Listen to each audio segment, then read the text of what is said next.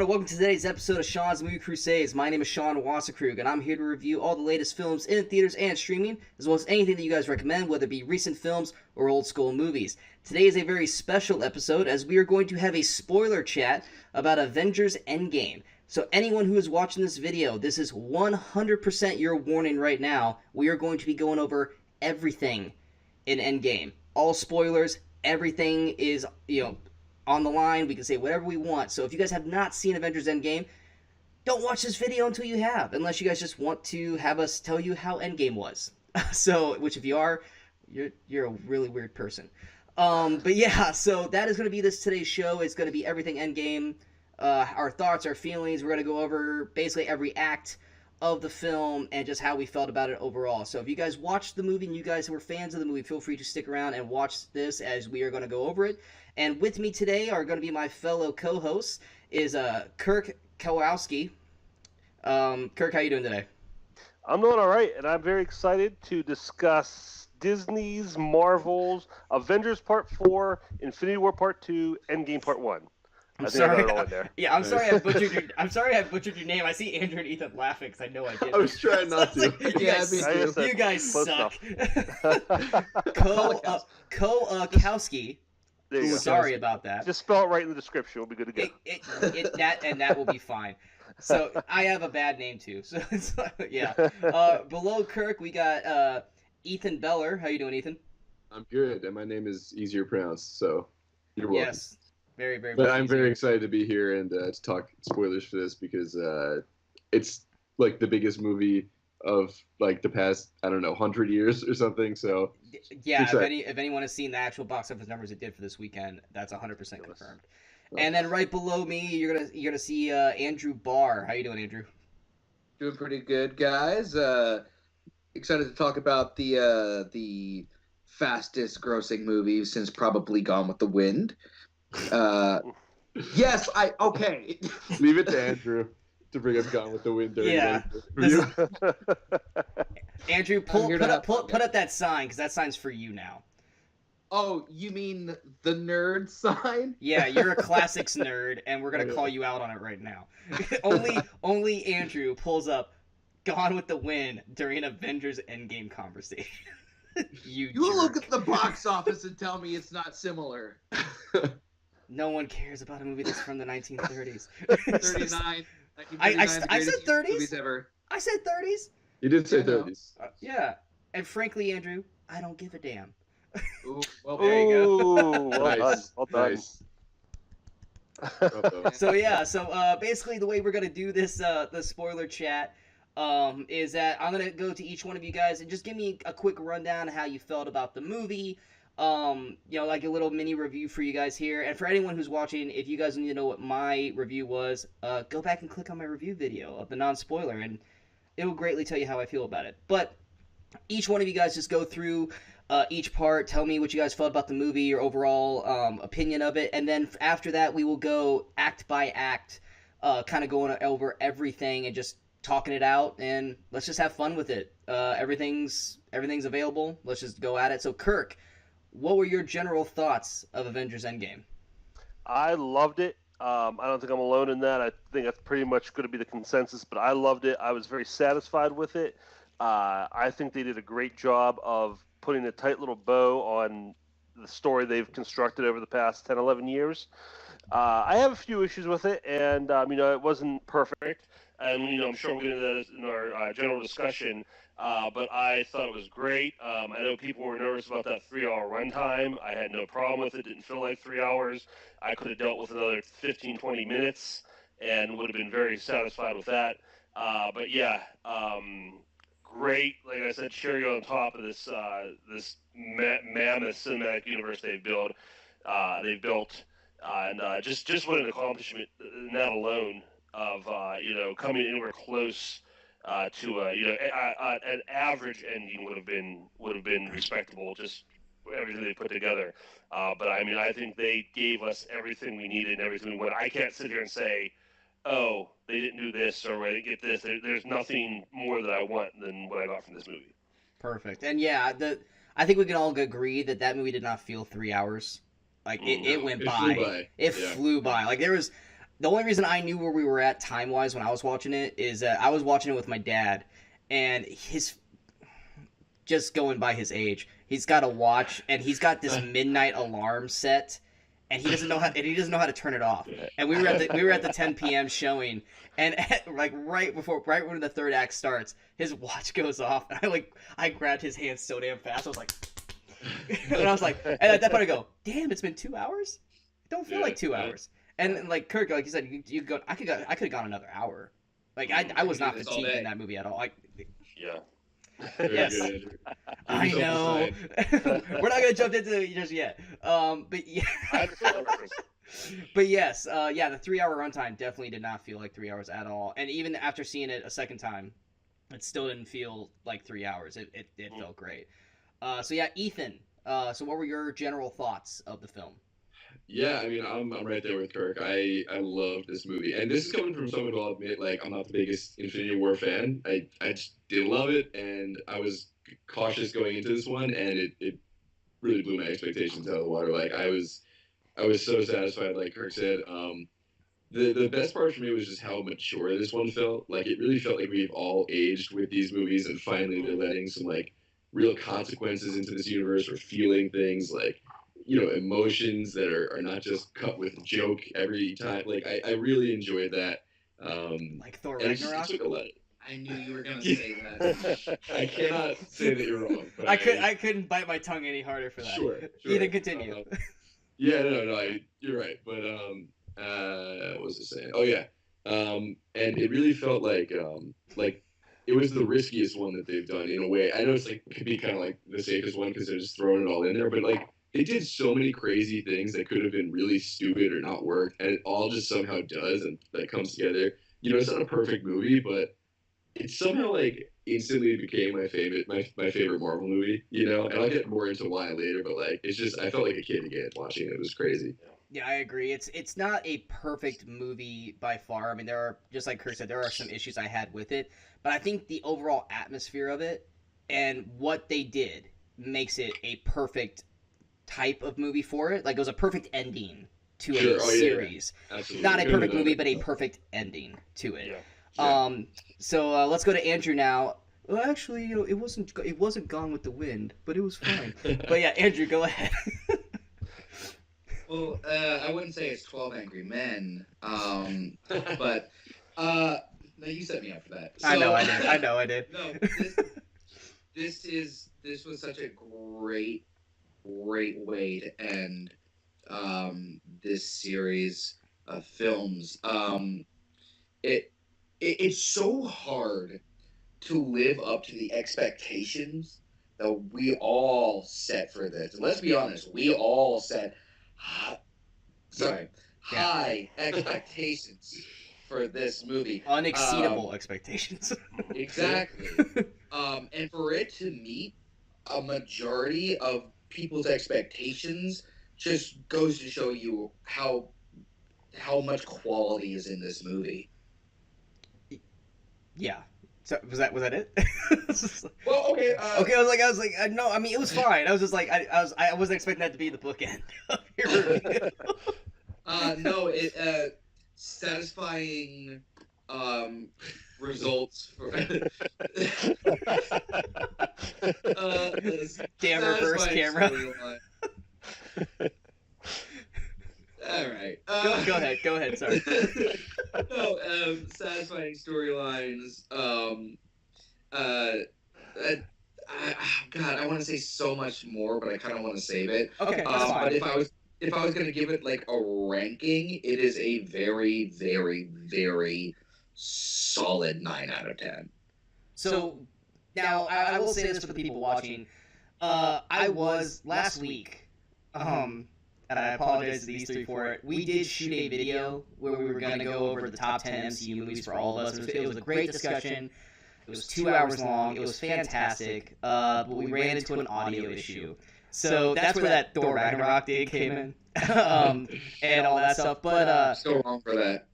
No, I'm not. But yeah, so based off of where this movie ended up at, like Ethan, you said it was your number one. I really Is think it your number one? I think it might be. Yeah. It's definitely my new number one. Kirk, where do you?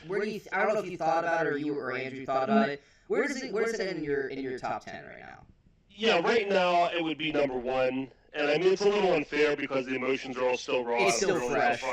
Sure. Yeah. Yeah. So I mean, 6 months when it comes out on Blu-ray, 6 months from now, a year from now, I go back and revisit it. That may get adjusted, but I'm sure it's going to stay in the top 3, top 10. I can't imagine it moving that far down the list. But yeah, right now it'd be my number one. I would agree with that. What about you, Andrew? 2? Number 2. So you still have Winter Soldier as your number I one? still have Winter Soldier as the best one. Which is overall. respectable. Totally respectable. Because I was wondering that too. It was like, is it better than Winter Soldier? And it's like, because of what the movie is, yes. Now, in terms of like perfection of how the movie was put together, no, Winter Soldier to me is still like a perfect film of how it was put together. But with the emotions, the level of what was at stake in this movie, I mean, yeah, so it falls to number one for me. Real quick. And I'm probably going to sell myself out for this, but I don't care. And guys, throw your man cards out the window for this and just tell me how many where was your guys' cry count in this film? Oh. If I hear 0, I'm calling bullshit on all of No, them. I'll give you, I had the one. Yeah, you had one. Sure, Don't tell me what it is. But so you had one. Kirk, where were you? I'd say, And I'm not saying full on crying. I'm just like eyes were misty. Yeah. I'd say 3 to 3.5. Okay. And as we talk, I'll tell you where, because they were very specific points. And even on my second viewing, I had one. So I mean, that tells you how impactful the movie was emotionally. And what about you, Andrew, who threw up Sean, a if you're saying misty eye, I'll say 2. Okay. Yeah, misty eye to a tier, not full on like. I don't think any of us went like. No. Just like enough to the point where it's like, man, my allergies are really acting up right now. Yeah, I didn't cry like that at all. First time 0 because I had a jerk off in the back behind me, kind of like ruining the experience. Second time, twice. Okay. For me, it was like 5 or 6. And like I said, I'll go into it. And a lot of it was I'm counting them separately, but they were within like 5 minutes of each other, so they probably could have just counted as one. But yeah, we'll definitely go over that. So yeah, and because there were people, when I talked to people at work about this, they were like, "Oh, I didn't cry at all." I was like, "You guys have no soul, or you guys are not fans of these characters the way we are." Yeah, exactly. We have grown, like Andrew said, we have grown with these characters for 11 years now. Just like with Logan. I mean, Logan, it was 18 years. Or 17. Was it 18 or 17? Logan was 2017, right? What was it? 99 was the first X-Men. 2000. So 2000 was X-Men. Okay. Yeah, Logan was 17, right? Yes. Yeah. So 17 years. So like with Logan, I was a mess watching that because we grew up with him. We grew up with Hugh Jackman. These guys, we've grown up with them. Some less than others because they just showed up. But like Iron Man and Captain America, so like we grew up with these guys for such a long time. And I mean, go ahead. I compared it to Lord of the Rings because it kind of had that similar like big send off. Yeah. When you think about it, I mean, I know a lot of people have connections to the book and stuff, but as far as the movie goes, that was like 3 years. That was a 3-year span we got connected to. This one we've had, a big chunk of our lives. Well, and that's the thing too, is that with some of them, I mean, we've gone 3-4 years without seeing them.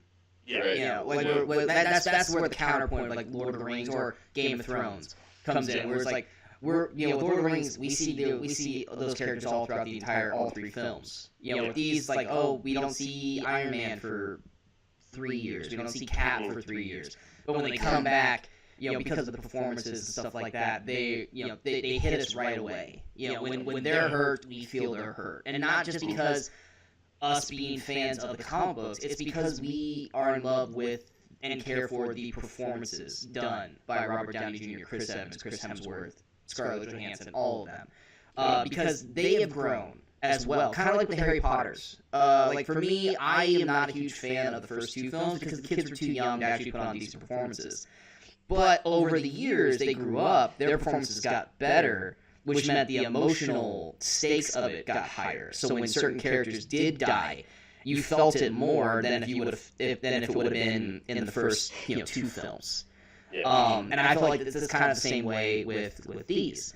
But yeah, so I wanted to get that out of the way. It's like, let's not act like we're man. I mean, we're manly men, but let's face it. I mean, I'm not a guy who cries like in general life, but for some reason, like film and TV shows, if you're gonna get me to get emotional, it's gonna be a TV show or it's gonna be a movie. Like, I'm not someone who cries generally, but I will definitely get misty or the single Dean Winchester tear for who was Supernatural. Yes, I will definitely have the single tear. Which if we're counting that as an actual cry, then one, because I actually did get the single tear once, both viewings. But definitely misty to the point where it's like if I could have just done like the continual blinking, then yeah, tears would have came out. but yeah, definitely both viewings I had the same exact moments each. There were times where I felt different levels of it.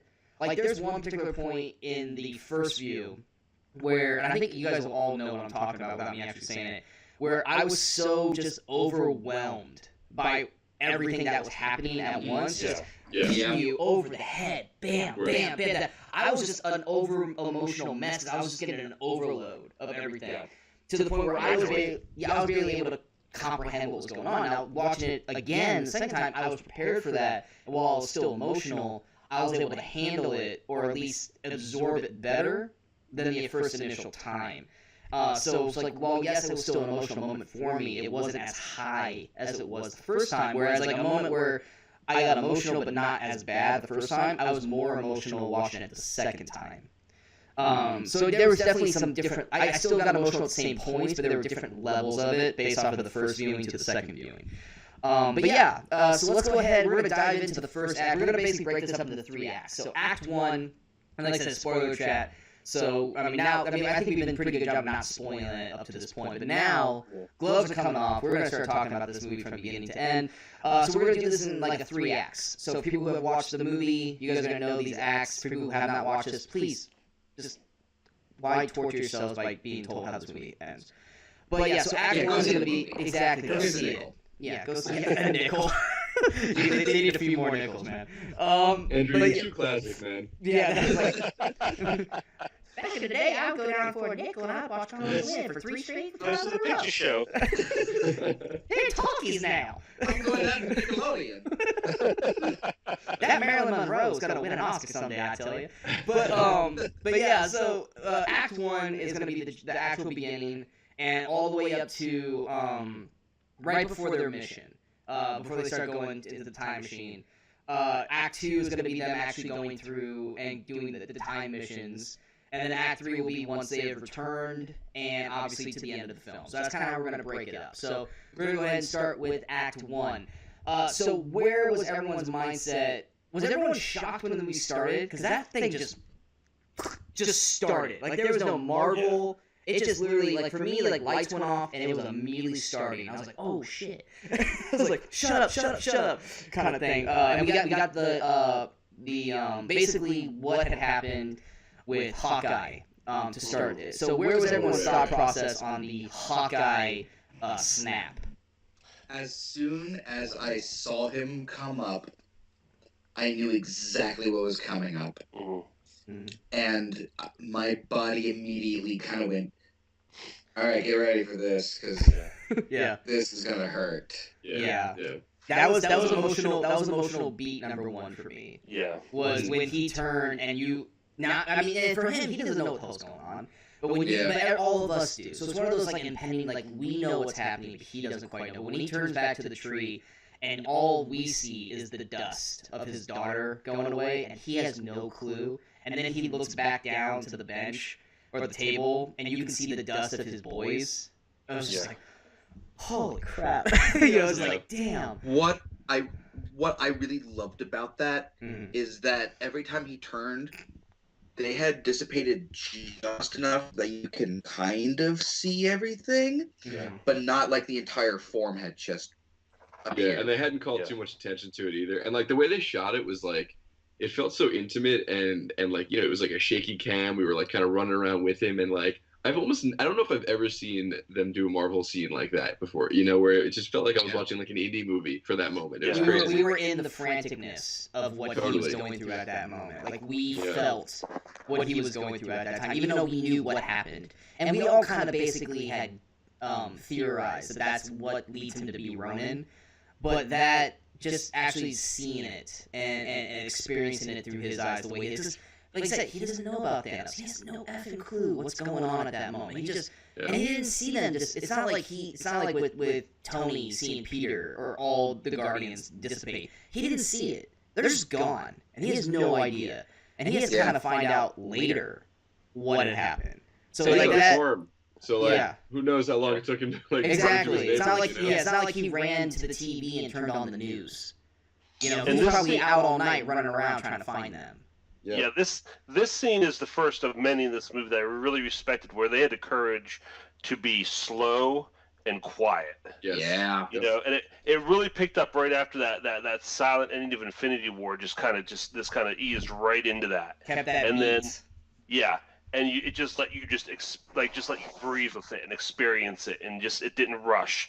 And then it goes, and I don't know if anybody's done talking about this, if you want to keep talking about this scene, but how that goes right into the logo and that song they play, and right into right on the ship with Tony and Nebula. I just thought that before we get to Tony and Nebula, does anyone else feel weird that they didn't do the Spike? I was going to say Spike Lee. Is anyone else feel weird that they didn't do the Stan Lee Marvel again? Well, I honestly I think that like doing it once is probably the best move. I don't know. You see it again and again, it would kind of be. I don't want it again and again, but because this is like the bookend to the franchise, I almost wanted him to have the Stan Lee goodbye. I wish he would have kept it for this. I was gonna say, I wish Captain they had Marvel. right. If they hadn't done it then, now perfect. Especially since this movie's his last. Yeah, since this is his last cameo. Like, I agree with you. Why not do it here? I would say that I mean, all respect to Stan, and he deserves the attention. But like I said, the way the story, the tone was building, and just that feel that they were building up, I think that nice, quiet Marvel logo with the song playing was perfect. I think that if they would have done the Stan Lee, it would have been almost like slamming on the brakes. That's a good point. You would starting backing up. So I can agree with that. And I think even with, and we'll talk about more later, other things that they kind of funneled your attention to these characters in this story. So I think that's probably why they didn't do it. If Stan Lee had died after Captain Marvel came out, I definitely think they would have done it no matter what. They would have had something in there, even if it was before the movie or whatever. But because that was the first movie after he died, they hit it there. Yeah. And then it was kind of like, this is its thing. No, that makes sense. I agree with that. Part of me just felt like because this was the end. No. Like, they should have done the tip of the hat. Then, kind of thing. So going to the next part, which was Nebula and Tony. What was everyone's thoughts on that initial interaction between the two? Playing what is it, paper football? Yeah. Paper football, or like shiny metallic. Yeah, I was like, what? I saw it, I was like, that looks like that's gonna hurt. That looks like metal, not paper. The weight of it. Yeah. Which is probably why they were sucking so bad at it, because it probably hurt every time they flicked it. But yeah, I love the back and forth of them, and to me, this was a little moment that I loved. That I don't know. I'm sure you guys probably saw it or at least noticed it. But I know most people probably didn't. Is when Tony said, "You win, great game," and saw how Nebula reacted to that. Because you gotta remember, Nebula always loses, all her life. Like it's such a small moment, and I know it probably went over a lot of people's heads, but like all she does is lose. The way she is because she loses, and she finally has someone go, "You won, congratulations, good game, you're a fair winner." And just watching her reaction to it, and then saying, "Did you have fun?" and have her have to actually finally bring down those walls and go, "Yeah, that was fun," because she's never had that moment. And it's like you could just see the Nebula walls breaking down. And Karen Gillan, fantastic performance in this film overall. Yeah, underrated. She was fantastic. Oh yeah. And I'll tell you guys this. Nebula has always been one of those side characters I really didn't care about either way. She was just kind I'm of with there. you, Kirk. And and this movie and this scene sucked me right in, and I was right on board with her. See, I I was care. like, oh, okay. I care about her mainly because I'm a huge Doctor Who fan. So Karen Gillan will always be Amy Pond to me. So having her be in this makes me happy. But Nebula as a character, I never connected with her before. But at that moment, because of what you're talking about, Sean, that whole just her, like I said, experience playing a game, something something so little in her. And that humanizing moment, that set up everything else that happened to her in this movie, and I loved her storyline throughout this. Yeah, she became one of my favorite characters from the beginning of this movie to the end. When like Kirk said, I really just I've never like connected too much to her, but she was so well written in this movie. Mm-hmm. See, I connected to her in Volume 2 because I felt like that was the start of like her finally hashing it out with Gamora. All I wanted was a sister, and all you did was just keep beating me. Like, I thought, like, we got the remnants of her, but once again, and that was one of the main problems with Guardians, too, was that because the storylines were splintered, not the really good stories didn't get as much meat on their bones, such as the Nebula Gamora storyline. Yeah. And just her, like, even her reaction in Infinity War when she finds out that Gamora died. Those are those building blocks, and then having her basically be left alone on Titan with some guy she does not know, which for her normally would just be like, I'll kill this guy. But because of who he is, she basically cares for him. Like the moment where she gives up the food and lets Tony. She respected him. Yeah, it was a full respect. And the reason why she respected him is because Tony respected her. Yeah. Right. Yeah. Tony wasn't his dick self. I mean, we had no idea what they were like when they first met. But at that point, they were both broken. And Tony realized they were all they had left. Exactly. Yeah. And Tony gave her the most respect that he's probably given anybody from the get-go. I mean, with Tony, he's the type of character like you have to earn the respect. She got it instantly, and even to the point where it's like when she picked him up and put him in the chair, like I think it was more or less like she knew they were gonna die, so he might as well enjoy the view. Right. Yeah. Like that's how I took it. That whole opening sequence is so beautiful, like just like the slow, quiet, like kind of like foreboding, like sense of helplessness. It was really great. And how they made Tony look skinny here. Yeah. The CGI looked a little, wonky. I thought when they brought him back in space, it looked good. But I was like, what was wrong with that? You just saw that his arm was skinnier. In space he was fine. But I would say they wouldn't have any opinions on the message to Pepper, but we kind of all heard that in the trailer. I had actually never. I avoided all of the trailers for the movie before I saw it. Good for you. I watched the first two. And then after that, I avoided it like the plague. So I actually got to see because that whole speech to Pepper, for the most part, is in the trailer. Right. I mean, I loved it though. Hearing it for the first time, I was like, it was really heartfelt. And I don't know, like I've been on and off with like, the relationship between Pepper and Tony. Like I think it started out really strong, and then because Gwyneth Paltrow didn't want to be in a couple movies, it got kind of like shaky where it's like, oh, they're not together now. She's not in this movie, and then like bring her back or whatever. But like they finally brought it back in a really meaningful way, and I bought all of that. Yeah. And then of course Captain America shows up. Captain Marvel shows up, and basically saves the day, which I think all of us kind of theorized that's how he was going to get home. You didn't? What did you think? No, not really. How did you think they were going to get back? Honestly, or did you not think they were going to get back? No, I thought they were gonna get back, but I didn't know how, and for some reason it didn't dawn on me that's how it was gonna happen. I don't know. Excuse me. Thank you. No, that's it. Okay. I don't know if you had another idea or a theory. No. I was just genuinely sitting there like, how are they gonna get back? Yeah, I didn't think of Captain Marvel until she showed up either. Like I wasn't. What I thought was gonna happen was when Nebula put him on the chair and then walked back. I thought she was gonna like plug herself into the ship and like use the remainder of her power source or whatever to like power it. I don't know. Honestly, for a split second, I thought she was gonna fucking leave him. I thought she was gonna leave him to go find help. Yeah. That's what I thought she was gonna Yeah. do. And then when I Well, saw it get bright, I was like, oh no, it's Captain Marvel. I thought a character might die in that scene. Like I thought, like I knew Tony was. I mean, Nebula, right? mentally I knew it would have Tony to have was. been Nebula. If it had been Tony, ugh. Yeah, I could have seen, Nebula sacrificing herself there, Mhm. and because honestly, like I said, I connected with her in this scene, but up till then, like at the end of Infinity War, I'm like, why is Nebula still here? Mhm. So I could have seen her like sacrifice yourself to save him, but yeah, Captain Marvel showing up, I guess, made sense, even though space is a pretty big place. So here's the question that I've got, Very big. and this is obviously all speculation because there's nothing in the movie that answers this. So at the end of Captain Marvel, we see her show up when they're with the pager, which Mhm. that scene still bugs me. But anyway, so naturally she's had to have met all of them before she went to save them. Yeah. Are we all thinking that maybe Rocket had a tracker on the ship and that's how she found them so quickly, or do you think that she was Which just ship out was it? Was there? it the Guardian's ship? I forgot. Yeah, it was the Milano. Oh, okay. it So was yeah, I Milano. could buy that Rocket could somehow track it down or whatever. Because I also assume that that whole was interaction surprised. with her and the pager was not in the movie, so it's like and if you remember how she looked in that scene, I mean she's a lot more cleaned up when she finds them this time Yeah, you gotta around. So assume like after that. I'm just trying to think of the crawl, like who was in that, like was every.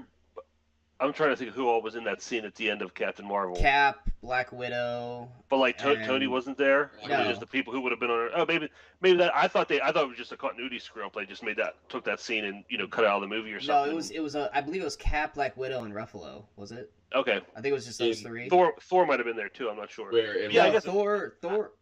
I don't think Thor was in that scene. Rocket was actually. there. Rocket. Wait, are you talking about Wakanda at the end of No, Infinity War? no. We're talking Yeah. about the Captain Marvel post-credit scene when they're all looking at the Oh. pager. And I think, or yeah, no, I think you Rhodey. only see- Rhodey was there. Rhodey was Rhodey, there. right? Rhodey, Yeah, Cap, that makes sense then. Yeah. Scarlett Johansson was there. Yeah, because Yeah, they it could've was sent Cap, her, okay. Rhodey, and Scarlet. I don't know if Ruffalo was there. I don't know if you. No, he was. I think he Was was. he there? I'm gonna go with that He though was because I there. like that. I like that a lot better than the idea of her just randomly coming upon him. So Yeah, so Yeah, that makes basically 100%. we had a whole conversation not be seen, and then Yeah. she just went up and found them because like I said she knows exactly where to go. yeah, Like she brings them right back to the Avengers base. So clearly that was just we just didn't get to see that interaction. Sure. Plus, like I said, none of them really outside of Rhodey talking to her when she's like, "I'm gonna go kill him." I mean, everyone seemed to pretty much know who she was outside of like Tony and Nebula. So anyway, they bring him home, and we have the moment off when Tony comes walking up, which was I count this as emotional moment number one for me with Hawkeye because obviously they were so close together. Was when Tony gets off the ship and he tells Cap that he lost the kid, and then obviously him and Pepper see each other for the first time because neither one knew that the other was alive. Yeah, That was the way Robert Downey and Gwyneth Paltrow played that I thought was beautifully, and how Cap looked humbled by that moment. Yeah. Like, yeah, no, I lost too. I loved that scene. I love the way they did it, and then of course, the topper being Rocket actually sitting there next to Nebula, and Nebula once again opening herself up finally holds Rocket's hand in like Yeah. I was there when they were gone kind of moment. Yeah, Like, that was a great all moment. that was my emotional moment number one. yeah. Mhm. But yeah, beautiful scene. And then naturally we get the Civil War bookend with Cap and Tony just Right. or more or less Tony Tony going Yeah. off on Cap, which I liked, but I also felt like there were some things that he should have said that he didn't. But yeah, I like that moment because like he said, I wanted to put he basically calls back to Ultron. I wanted to put a shield around the world, and you said we would lose together, liar. Which Yeah. they did, because I mean he was in Wakanda, but Tony didn't know that. Yeah. Right, and makes Tony sense. also never got around to calling him, right? No. So like, yeah. No, Where did Hulk, you, like- Hulk called him after Yeah. Tony went up to the ship. Ruffalo. right. So what did called him. Tony expect? Like Captain America would just track him down in space and like go and help him? Like, Yeah, but Cap's I don't Cap. know. That's true. Cap's Cap. That is fair. Yeah. But no, that was one of the not one of the few because Robert Downey does a fantastic job in this, but like that moment and just everyone just kind of letting it happen. Like the only time they really interjected was when Tony was ripping out the tubes in his arm, but it's like that Yeah. needed to happen. They needed to have that moment where because Tony, I mean, his character from Civil War, his character's still raw. I'm sure Yeah. Cap would have went back to Tony at any moment. It was Tony who wouldn't go back to Cap. Yeah. If it would happen. And I feel like I was torn on this because I wanted, like you said, you had to have that, but at the same time, it's like a situation where we got bigger fish to fry. It's Right. like, you know, half the world's dead, so we really can't worry about our squabbles. Yeah. So I think they balanced that pretty well, where they still had the interaction, but they didn't dwell on it long enough because, I mean, like they just didn't have time to Well, I do mean, it. it was Not- within like the it first was- probably 30 minutes of Tony Yeah. being back. So Yeah. I mean, it Yeah, wasn't and like also it was like it days fit his later. character so much that Tony Mhm. would just kind of go right back into being a dick and Yeah. blaming someone else for that. You know, like Tony wouldn't have let that go. yeah. Like, No. yeah. So I loved that scene. Andrew, do you have anything? You've been rather quiet. No, just everything that you guys are saying. Okay. All right. And so let's jump a little bit further ahead. Let's go ahead and I saw Kirk do that earlier, and I saw Credit to Andrew Kirk. I'm react to stealing it, Kirk's bit. and I saw it's like, everyone's picking on Andrew in this video. I'm sorry. Andrew's like, That's this is- okay. That's okay. I'm gonna go see Vertigo after this anyway.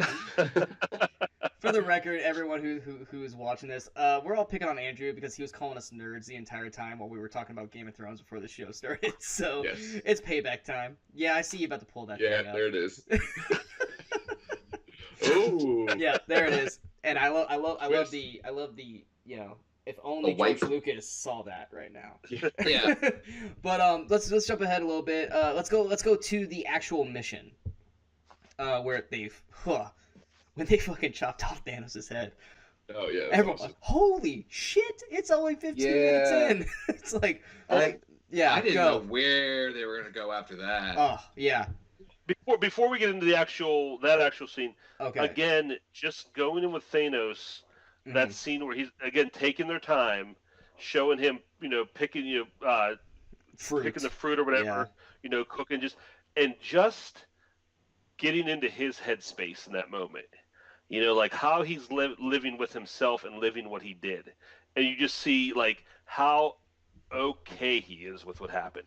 Yeah. You know what I we mean? saw Like, at the end of Infinity War, he was at peace finally. yeah, and again, this kind of just calls back, you know, just carryover from the Infinity War, where he is just, you know, he's like a humble farmer now, and he's okay with it, and I just love that.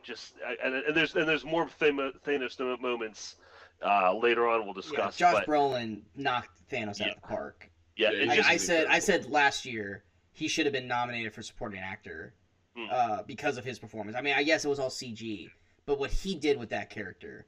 yeah. Now, I mean, he did more in Infinity War than he did here, but still, it's just Josh Brolin knocked Thanos out of the park. Yeah, I mean, he just builds off what he did in Infinity War, but just those slow moments of just how like almost non-maniacal he is.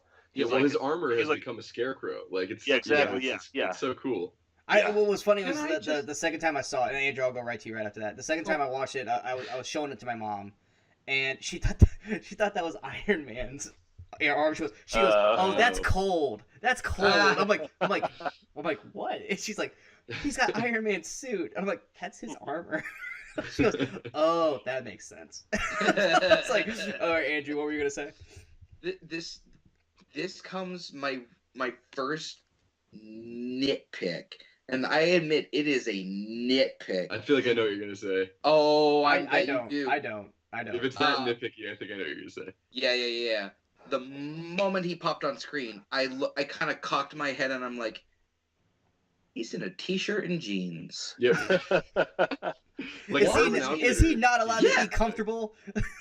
Yeah, he just destroyed the universe. It's just so out of place. Also, it's been. I- They said it was like what 23 days, 28 Yeah, it was days, 20. or something. It was like 23 days. Yeah. He after- knit that shirt. You know. It's the I don't man- think wardrobe's a problem for the Reality Stone guys. Just Yeah, it's like he goes So to, he was like, actually big naked crew, under that. Yeah, it's like Andrew, Levi's. do you want him to be naked?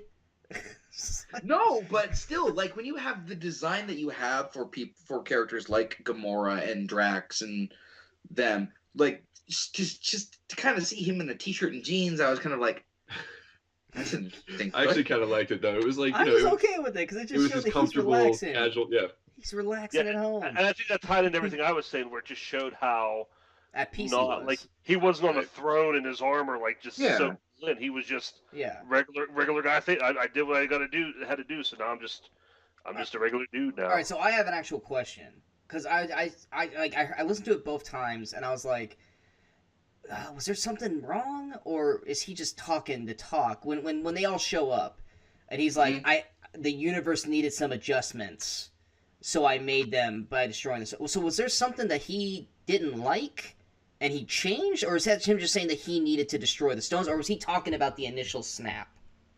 See, I don't 'Cause that was remember the part- exactly, but I feel like Yeah. that was him just talking about the initial snap. Like, Yeah, this is me why I was confused this is by why that I was line. gonna do this. Yeah. I think it was the initial snap because he was saying like, I felt the universe needed this change, and I did it. You know? Yeah. Yeah. Okay. Because I was like, wait, so is that what the second snap was? That he needed to change something, but in the process destroyed the stones, or was he just gloating about the initial snap? I was actually like wondering just how he worded that, because I was like, well, they know what the snap was, so why is he Right, saying that? But yeah, and so then he destroys the stones, which, and then that's why he's so effed up. Because like that was the interesting thing too, that we were all like, why is he so like he didn't look that way at the end of Infinity War, and so we find out that he uses them again, and we literally see that. I mean, because that was the general question that a lot of people had when Infinity War ended, was that the gauntlet was destroyed, so he can't use them anymore. Well, clearly he still can. Right. Yeah. And it literally looked like too that like that thing is going to be cinched on his arm forever. Like it didn't look like he was going to be able to get that off. He and he wasn't technically using it, right? He wasn't. No, using yeah, his he hand. didn't. He didn't get it off. He got removed. Yeah. Yeah. But yeah, so and then of course the initial attack, which a lot of people were wondering, why the hell didn't they just do that in the first place? Mainly because they didn't have that Marvel group. the first time. Yeah, they didn't have that group together. But I love that a lot of people made the joke with Doctor Strange. It's like, why didn't you just do the through his hand? Cut off his hand. Yeah. And then the first thing they do is cut off his hand. I was just like, Yeah. Tip of the hat. They're paying attention. But yeah, I love that they cut the hand off.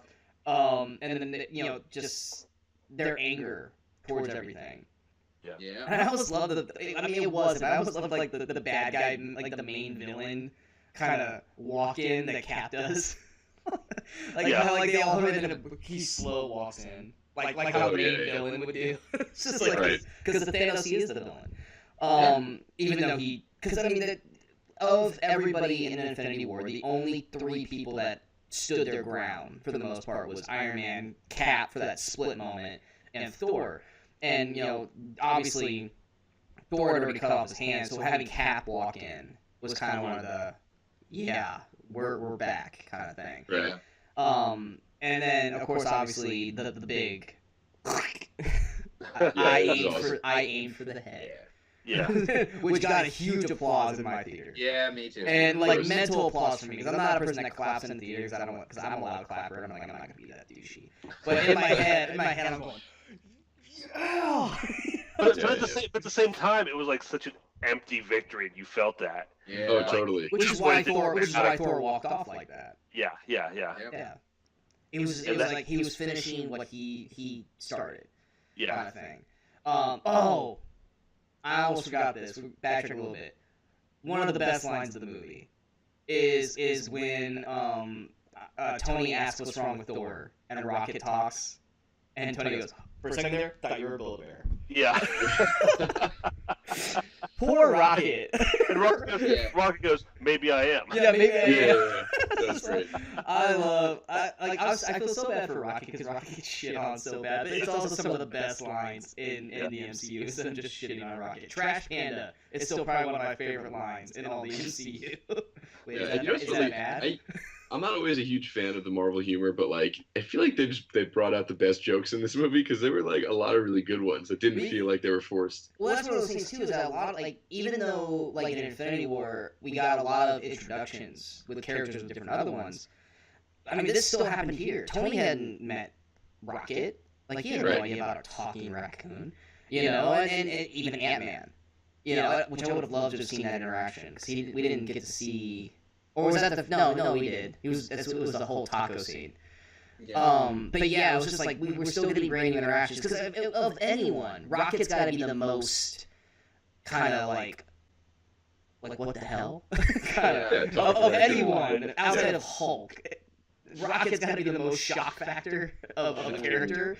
But yeah, so and then of course, what was everyone's thoughts when the screen went to black and went 5 years later. I love That it. was one of my Yeah, favorite me too. moments in the I entire loved movie it. because specifically, since Infinity War happened, I was like, I really want a time jump. I want these characters to live with this. And then the movie Mhm. starts, and Tony's like, day 21 or what, 23, whatever he said. And I was like, ugh, 23 days, that's it. Like, that's not, Yeah.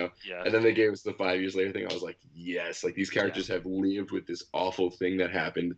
And like, not that I'm happy about that, but like, there were consequences, And I love that it gave us this like new world to explore after with new Thor and new Hulk, all that stuff.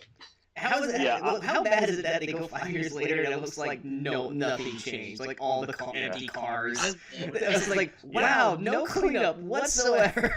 It's just like I'm okay with it too, but it was one of those things. I'm like, really, in 5 years you guys didn't do jack shit. I love that time jump because I'm in the same boat with Ethan because that first trailer really made it look like they dwelled on that, and I loved that. I wanted to see them just kind of like take the L and live with it, Mm-hmm. Right. and they really. And this is, that's how I said it could have been longer. I could have done with another 15-20 minutes of them just dwelling on this. I'm with you I on know that one.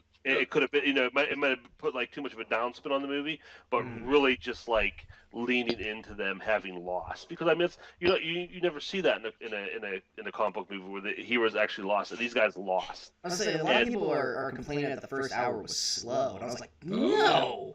First hour was possibly my favorite part of the movie. Yeah. Like, it was letting us sink into exactly what It Kurt was a said. slow burn, but it wasn't slow. It was a well-earned, deserved slow burn. You needed to see them being humbled by this loss and seeing how it affected all of them. It wasn't just like, oh well, back to the drawing board, blah blah. Like, no, like this. I mean, unless your name's Captain Marvel.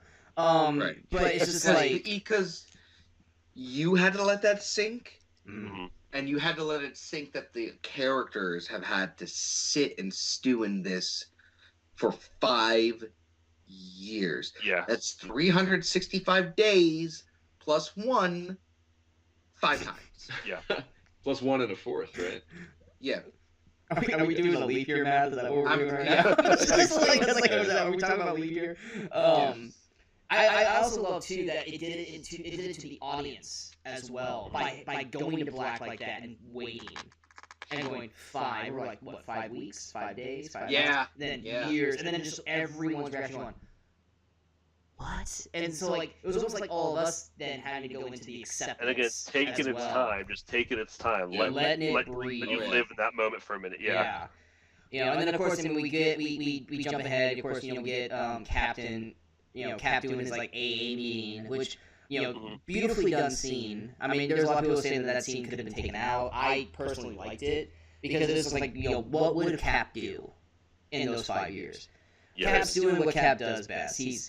He's trying to fix everything. It might just be a group of 5 people sitting around a circle at one time, but he at this point he has no mission. He doesn't know what to do. He can't do anything. There's no bad guys to come out. I mean, I'm sure there are bad guys, but it's just like at this point, Cap's just kind of stuck. Like, he's doing what he can. He's gonna help the little guy. And so that's what I thought was great about that scene is like he's telling everyone, move on, be strong. Obviously, he's lying to himself at that moment, which he calls himself out on it to Black Widow. But just watching how he's trying to do everything he can to help the little person, which is all what Captain America's about. And then of course we get the conference call with everybody, with Okoye and Rocket and Nebula, which I love that Rocket and Nebula became a team. Yeah. I love that they stayed together as a team. And then of course we got the Captain America haircut reveal, which was like, You mean Captain Marvel? I keep saying Captain America. We can't have 2 captains, damn it, which technically we don't. It's okay. But So Scarlet Widow haircut. Yeah. lack thereof. Scarlet. But, did you say Scarlet Widow? Yeah, I did. I did that on purpose too. Yeah, you did. Shut up. and maybe this might be a good time to talk about Captain Marvel and how she kind of is like shoehorned into this movie at certain points, Yeah. and then just like in and out. Shoehorned out of the movie at times. Yeah, like she comes in and like for 5 years she's been helping. Like, okay, now all these planets need help, so I'm gonna go bye. Right. Well, I don't think. I mean, we don't know for sure because we don't know what happened in those 5 years. But it was one of those things where it's like it's like one of the things she helped when it was needed, but then she's got shit to do elsewhere. And a lot of people got upset about the haircut. But like that's how she looks in the comics. Yeah, I like that so was it's like, that people was just need to- that's the comic look. So Yeah, I think it was just more of a shock factor that people weren't expecting. Yeah. Just have randomly Yeah, short if you hair. don't It's been 5 years I know. later. Yeah. I know, and I love that Rocket dug at her for it too. Yeah. Clearly explained that she's gone through many hair changes since Yeah. I saw her. But yeah, She's I mean, still rediscovering who she is. well, see, the thing is that I actually personally loved how sparse she was used in the movie because it's not her movie. It's That's not. true. Yeah. This is the original Sixes movie. We don't need, and then Rocket and Nebula. Like even Okoye wasn't used at all. I was happy about that. I would have been okay with using her. She's great. She's a Yeah. great character, but like, I was afraid that because there was such a strong fan reaction towards her that they would kind of force her in, because she's a great character, but like, Marvel and Disney tend to do the thing where they're like, "Oh, you guys like this thing? All right, here's a lot of it," Yep. Yeah. But they didn't do it. Well, what was that? What? No, what did you? I actually didn't even hear what you said. What did you cough say? I said Guardians 2. Okay. Thor Ragnarok. Anyway, but yeah, no, I think you're on the right track there, Sean. I definitely think I'm glad I mean, they used her, except for, we'll talk about this but I think, it was necessary, because of her power level. They Right. set her up to be too powerful where you could have her Yeah. just being, I mean, kind of like how they kept Polka on the first, yeah, and I loved how she called them out on it. Like, Yeah. look, there's 1,000 other planets dealing with the exact same shit you guys are, and they don't have you. They need me. So deal with your own shit.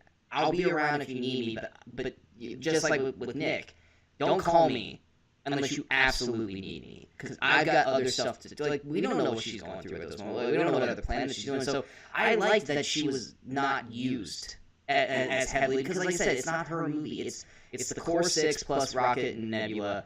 And so I like that. And then of course we got a great moment with Scarlett Johansson as Black Widow. Telling Rhodey to go find Clint or Ronan or Hawkeye, whatever the hell you want to call him at this point. And at that point we don't know what he's done yet. We just know that he's doing some shit. And when Rhodey was like you should see what he did to like the cartel, I was like, what did he do to the cartel? I don't want to find him. I hope I don't run into him, because he's afraid at that point of what Rhodey would do. But we get a first genuine moment, probably of the entire franchise, with her. Yeah. Just finally her alone, just finally watching her break, and it happened, and then it gets taken away so quickly by Cap. It's just like, all I got to think about is, how hard is it to cry while eating a sandwich? It's just like, Have you ever a lot done? harder than you It's not think. hard. yeah. Well, Andrew and I Oh, have okay, different maybe. experiences with sandwiches, but I do. Yeah. I meant to get mayo on this. I really like seeing her seeing her fill into that leadership role too. I like seeing her come in where taking charge.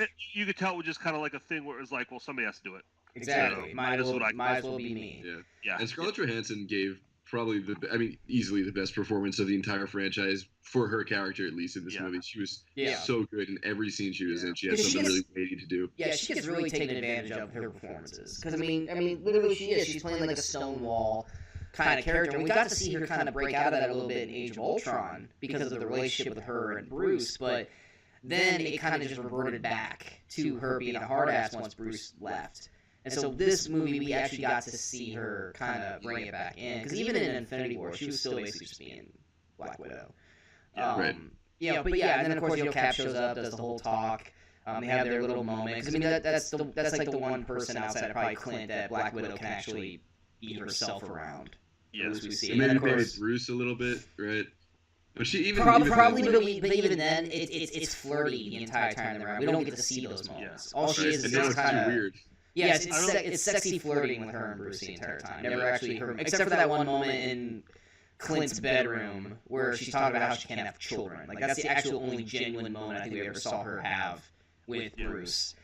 But yeah, And and then, I like go ahead. the fact that they're building off of. I mean, I think it's the first time we saw the two of them alone since Winter Soldier, and I really the dynamic they had, Cap and Black Widow Yeah. had in Winter Soldier was great, and how they really just kind of dove right back into that. That was one of the best parts about Winter Soldier was that Yeah. them as a duo worked so well because there was no sexual Yeah. like thing with them. It was clearly buddies. Except for when they made out in the mall. Yeah. That was for a distraction purpose, and only Cap felt that one because let's face it, Cap's a virgin. Scarlet Witch just like that could have been a high five for her. With Cap, it's like, what's going on down there? Well, I mean, it's like Cap had kind of like an innocent crush on her, but that was it. Like that was the Yeah. of it. Innocent crush because it was like the only female around him that wasn't Peggy that showed any kind of affection. Yeah. I'm glad that they didn't like even with her and Clint and her and Cap, like they don't do the thing where it's like they force the romance into it. Like it feels organic and they feel like just good, really tight family kind of thing. I appreciate that. Yeah, and so so they have their little moment, and of course Ant-Man shows up, obviously, even before that we had the whole Ant-Man coming out. We see that a rat is who gets him out. Right. And when he went and saw his daughter, like that was such a great moment for me. That threw me off because all I kept thinking of was like, wait, how old was his daughter when Infinity War happened? Because that's a young. I looked up her age because it bugged me because I thought she was like 8. And I'm like, no, that's a woman. That is not a girl. Do you remember how small was his daughter in Ant-Man and the Wasp? She was small. Like I thought she was like between 6 and 8, but the actress is actually 11 years old.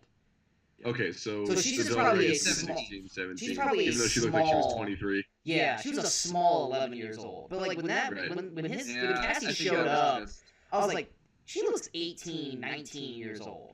Whereas, based on the 5 years, she would be 16, 17 at the most. Right. Yeah. But yeah, I thought she was 8, so I was like, that is not a 13-year-old. I was like, no. Can we just talk briefly about the monument? Yeah. The moment that he was like on the hill and you just look down at that monument, like that moment for me just like really took a hold of me because it reminded me the design reminded me so much of the Vietnam memorial that I was like, this is so well designed and well thought out, and I totally believe that this is exactly the design that would have been chosen. So let me ask you this: so that monument, was it just San Francisco? So it's like, is that monument in every city, every town in the world? Because he found his name and like his family, like other names. Like, there's no way he would have just found. There would be like probably like 1,000 Langs. Yeah. Like the whole time I saw him searching, I wasn't even thinking of Cassie until he said, I thought he was looking for Hope. Like wondering where they were, why they didn't get them out of there. And then I heard, no, not Cassie. I was like, oh wait, he's looking for his daughter. Yeah. And I just have to say this in case I forget later. No love for Judy Greer and Bobby Cannavale in this movie. Yeah. Like, what happened with that? Like clearly they're alive, because where would Cassie be living at that point? Yeah. So at least one of them had to have survived. Sure. And even when they come back, like, you don't see them at the end, like, whatever. Maybe they conflicting schedules. Maybe they just weren't available. Sure. Andrew, go to your point too. Go ahead. Just real quick to Andrew's point, that just, again, how well they thought out the world. Like that. It feels like even the the shots in New York and everything. And when Scott's walking through the streets, everything's kind of like trashed. It's like really looks like what the world would look like 5 years after that happened. Yeah. You know what annoyed me, and this is a small thing. It's a small thing, and you guys probably didn't even pick up on it. So they show Citi Field, which is the New York Mets stadium. Yeah. But it wasn't the Mets. It was Empire City. Like when it goes, when the camera goes over, it says it says Empire City, and then it goes on, and I'm like, really? They couldn't get New York Mets. They mentioned the Mets. Exactly. That's the part. That's the part I couldn't understand because it says Empire City. Yeah, I didn't pick up on that. Yeah, I was like, by the way, was that Joe Russo talking about the Mets? Yeah. I thought it was Joe Russo. Yeah, as I'm talking about the Mets, because when they brought it up later in the talk, I was like, why the hell did it not say the Mets then? Yeah. Like, it said Empire City. real quick to the skinny guy that was as a support group that was talking to him. I think they said that's the guy who created Thanos. Yeah. Is it, Oh, really? I had heard that. just too, like yeah. just like Hawkeye's daughter is one of the Russo's daughters. I figured there are a lot of kids in that movie. I figured Yeah. there's somebody's kids.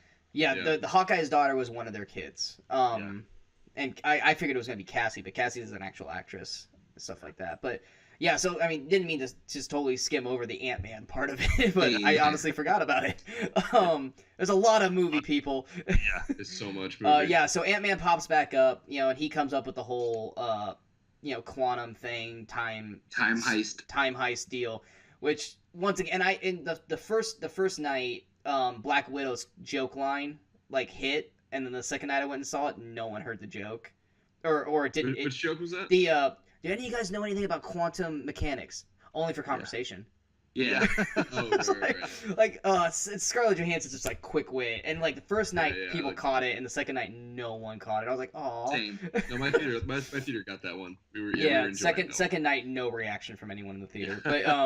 But yeah, so basically they find out that who can do it, and then we get the reintroduction to Tony. We get to meet Morgan, who's wearing the rescue helmet. As Great. soon as Yeah. I saw her, I was like, ooh, they just upped the stakes. Yeah. Mhm. What a great choice too to give Tony like Yeah. a full he didn't lose anyone No. important, Yeah. and like And I thought that was such a technically, brilliant Happy decision. wasn't dead either, but they didn't Yeah. show Happy until the Yeah, end of the movie. he had gained, and like he had net gained through this experience. The totally. only person that Yeah. Tony lost was Peter, and for some Yeah. reason that was the most important loss to him, as we Yeah. saw. So Yeah. I mean he got to keep Pepper. He got Yeah. he Yeah. they moved out to like a cabin, and When- he When got they Morgan. showed his daughter, like, did any of you guys? Because I thought this, I was like, are we gonna have to see him decide, like, to I thought choose so, between too. his daughter and the rest of the world, like, Yeah. if he could Yeah. save them? And I mean, I guess that would have been a little too dark And that's- for Marvel, but that would have been pretty cool. But that's also what I loved about when they show up to talk to him. That he's like, no, I Right. don't Yeah. care that we can Yeah. fix this because I'm not going to risk losing, Yeah. not necessarily losing Pepper, because I mean he'd have Pepper either way, but it was losing Yeah. his daughter. Because out of all Right. of them, he's the only one that has anything to lose at this Yeah. point. Totally. Yeah. Because Cassie Sure survived, is. so Scott has nothing. I mean, Scott lost hope, but he Yeah. still had his daughter. Cap has no one. Scarlet Witch has no one. So literally, Tony is the only one that has anything to lose at this Yeah. moment by going back and trying to fix things. And I love that they played that off. They didn't come right out and say it, but I mean, they did, but they didn't. And that's one of the things too, is like we could tell like why they didn't like fight harder for it, because like they understood what he meant. Yeah. And I loved that they played that off like that. I thought it was weird that they didn't have Gwyneth Paltrow in that moment. Like they I thought sent it was- they sent Morgan I- back out to save him. Like I figured, not that I wanted her to like interject or anything, but just like why not show her there? Well, at first I was thinking like, oh, she's not going to be in the rest of the movie because she only came and shot that first scene. Yeah. But then, like, later on, she That's was why there, it and felt. was like, That's why it okay. felt weird about it, because I was like, really? It's like, is she not gonna be in the rest of the film? Like, why Right. wouldn't you show her in this moment? Yeah, But- yeah, Yeah. But yeah, so I mean, then and then we get to, and this is gonna be my first negative thing about the movie. Obviously Tony, they fail to turn Tony at that moment, Right. and so Yeah. then they go to Hulk, or Professor Yeah. Hulk, and this is my first negative of the film. I was not a fan of how he acted in the movie. Not Ruffalo per se, but they basically made Hulk Tony, in a sense. I don't know. I with didn't his get with that. his like quick Yeah. kind of banter and just be jokey the whole way. It's like because they took the anger out of Hulk, which I was okay with that. But then it's like, but you kind of made him kind of douchey at the same time. Just like the way he was all like, I mean, I was waiting for him to pull a dab out at one point, which he He almost did. looked like he He did pull did. a Yeah, dab did out, he? yeah. did I thought Yeah. he was doing this, like pointing. That's to what them. I thought. I don't. No, I he- consider it like him doing like, Even though hey. Dab.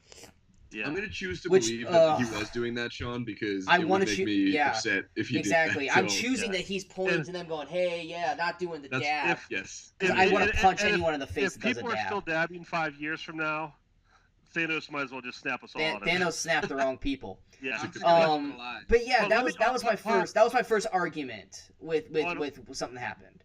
I'm there with you too, but let me go back even further with Hulk, because Hulk was one of my issues here too, Okay. and this is a good place I need to bring it up. After Infinity War, other than the obvious stuff, one of my big questions is what's going on with Hulk. That was like his whole storyline, his whole arc through Infinity War was he was having that inner struggle with Hulk. Yeah, his existential crisis with him. Yeah, and they just bring it up, and there's absolutely no resolution to that whatsoever. 18 months in the gamble land, blah blah blah blah, and I really think. I really would have liked to have seen them actually, if the end result, if they somehow and the end result was Smart Hulk, I would be okay with that. Especially the fact that you had a moment where Hulk and Banner were actually separated in this movie. Like the two of them were separated. That was such a must-needed moment in that movie when they did that. I was so glad that they did that. If you could have made that to the point where. That's maybe, and again, I don't know how that would have fit in with the rest of the story, but made that the point where, okay, this is where Bruce, the Ancient One would have been someone great to teach him how to bring the two together. Control because it. the thing about the Hulk character is if you resolve the Banner Hulk conflict, you've resolved that character, and there's really not much more for him to do. And he really, out of all the main characters, he really had, other than the technical stuff, he had the least to do in this movie. He did. Yeah. So again, it's a minor nitpick. I enjoyed. I like Smart Hulk. I'm a fan of that character. Mm-hmm. That's probably my second favorite version of Hulk from all the versions of the comics. So I like seeing that, but the way they went about it, the way they kind of just glossed over everything that happened in Infinity War, kind of bummed me out. And like I said, I like Ruffalo's Hulk.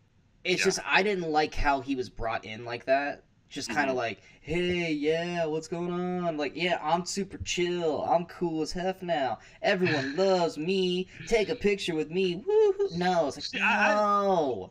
The only reason I don't mind that, Sean, is because so much of his angst came from, trying to control the Hulk and keep him down. Right. And it was almost kind of like he was at peace now because he had found that balance. So I didn't mind that kind of... At peace should not make you dab. I agree with the dab. No dab. You cannot forgive the dab. Andrew, I'm going to mute you if you do that. Can anyone metaphorically punch through the screens and punch Andrew in the face right now for doing that? I cannot. Oh, God, I wish I could. I despise dabbing. But yeah, I did too for a little bit, and then but now you love it? A little bit. So Andrew likes classic films and dabbing. I wonder if Sean, if that will mean that you agree with me on my other point, which I'll bring up later when we get to the Thor stuff. But there's another thing about equal to the dab. That don't worry, I've got I know what you're going with. I'm there, and that you'll be getting to my second nitpick of the film. Yeah. Okay. But yeah, so like I said, the Hulk thing. The Ant-Man part was funny. Like, oh, come on, take a picture. Just take the goddamn phone. That part was funny. Yeah. I love that the kids didn't know who Captain America was, because he was sitting at the damn table. Oh, yeah. It's like, was he? Captain America's right there. None of you guys care about who Captain America is. But what the movie is kind of telling us that Captain America really probably hasn't been doing much Captain American. Doesn't matter. Everyone knows who Captain America is. Yeah, but anyway, so the oldest one seemed like they were maybe 15 at the most, so that means they would have been 10 when the snap happened, and they probably weren't paying that much attention to Captain America stuff. And he's a giant. And he's a giant. Well, not even a giant. I mean, he's still big, but he's considerably smaller than the Hulk. Yeah. Considerably smaller. And I'm gonna. There's a point that I'm gonna bring up once we get to the third act about Hulk that I want to see if you guys can refresh my memory, because I'm missing something in the third act with him. And so if I forget, try to bring it up. But so they get Hulk in. We get the funny scene with them and Ant-Man. We get teenager Time travel. Teenager Scott, old man Scott, baby Scott. I don't know who peed. One of me peed. It might have been me. Great humor for Paul Rudd. And like I said, it's still Hulk being a joke. Like he's just like I said, it's not that his stuff didn't land. His stuff was funny. It's just that Hulk's not supposed to be the funny one. Hulk's supposed to be kind of the wet blanket of the group. And he's still just kind of like, I don't know what I'm doing, but yeah, time travel, woo! Kind of thing. So it's just like, what's good is like, I'm fine with it. It's just like, I don't like this Hulk. I'm not a fan of this Hulk that we're getting. I almost felt like it was Mark Ruffalo going, "Look, I want to actually be in this movie. Please let me be in this movie." And not please let me actually look like me in this movie. Right. It did feel like it was just like Mark Ruffalo being like a goofy Mark Ruffalo, but I just kind of loved it. Like, I don't know, he was so charming that I was okay with it. Too. Like it was just, like I'm growing on it, but it's just like that initial interaction, like that initial introduction to him is what kind of just put me in a bad taste in my mouth on the way they treated it. He got better, but I also love that once we got to the end of the second act, Hulk was serious Hulk again. Yeah. And that's why I was like, all right, here's Hulk. Yes, this is what I wanted. Or even when he was talking with Ancient One. Then, of course, Tony discovers the time travel, which he discovered it really fucking fast. That was quick. That was bad. That was really poorly written. It was, like, ridiculous. He was just sitting there. Well, I mean, I get it. It's a 3-hour movie. We got a lot to get through. But you could have done, like, day 3 or something like that. Like, had to, like... Not like first shot. Yeah. Well, I have a theory that he had been thinking about this for a long, long time, and we just caught up to. Yeah. But it was still like he just probably didn't consider discover time travel in so 40 seconds, you know. Yeah. They very easily could have like a little short montage of him like at breakfast, like with Pepper and Morgan talking, and him on his like listening, but like on his phone, like looking at that Morbius, the Morbius shape and everything, and trying to figure it out. And then like give like I said, a couple of days, because they did take their time. I mean, they could have went a lot faster. They could have skipped over the time travel stuff a lot faster. Okay, we're going to do time travel. Okay, figure it out. We're going to time travel now. They did take their time a little bit, at least on like the Hulk and Ant-Man side. So in coordination with that, they could have. I would have liked it. On my second viewing, I noticed that too, how fast that happened. Yeah, and then of course, we get another great moment with him and Morgan, which now is going to be a saying forever. Yeah. Love you 3000 is going to be a saying for it's the you had me at hello new thing. It's going to be that for like us. Hey, if it works, then great. And again, this is another example of this movie taking its time, letting you have that moment with her, have the moment with Pepper later. I was going to get to that. That moment with Pepper was fantastic. That whole I need you to tell me it's okay. I won't do it if you're not okay with this. Right. And then her, I'll lock this away and I'll throw it in the lake and I'll go to sleep. But will you rest? Which comes in at the end of the film beautifully. But that was such a great. You don't give Gwyneth Paltrow much to do, but you gave her something of meat, a meaty part of the film in that part. Yeah. And when me and my wife went and saw it the second time, when she said, "Can you rest?" and how that ties in, my wife was literally. I mean, I could feel her quivering. Oh yeah. Next to me. Because I didn't catch it the first time either. I neither. Yeah. And then the second time, I'm like, "Oh, son of a bitch!" Damn it. So then Tony shows up. And then him and Cap have their moment. At least I felt like it was their moment to kind of, without coming out and straight up saying it, but just kind of saying hey, we're in this now. Here's your shield. They didn't have to say it. Just it was one handshake. They didn't need to say it. And I like how Tony said what do you say, bitterness is corrosive or something like that.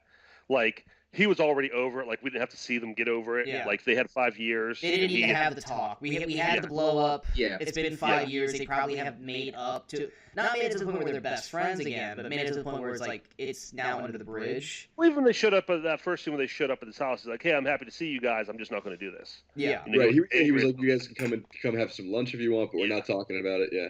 Exactly. So we get their moment, and then I'm pretty sure this happened before that, but we're just going to talk about it now. We have the Ronin reveal. Beautiful one-track shot battle. Yeah, that was really nice. Was not expecting that. And the first time I watched it, I didn't catch that. Second time, I was like, oh man, this all is one shot. That whole sequence was fantastic. And also very well done. It's Marvel, I don't know, I guess they were we'll slash some dude's throat open and have him bleed out in front of us, okay. But it's dark, but it's raining and it's dark enough to the point where it's not as clear.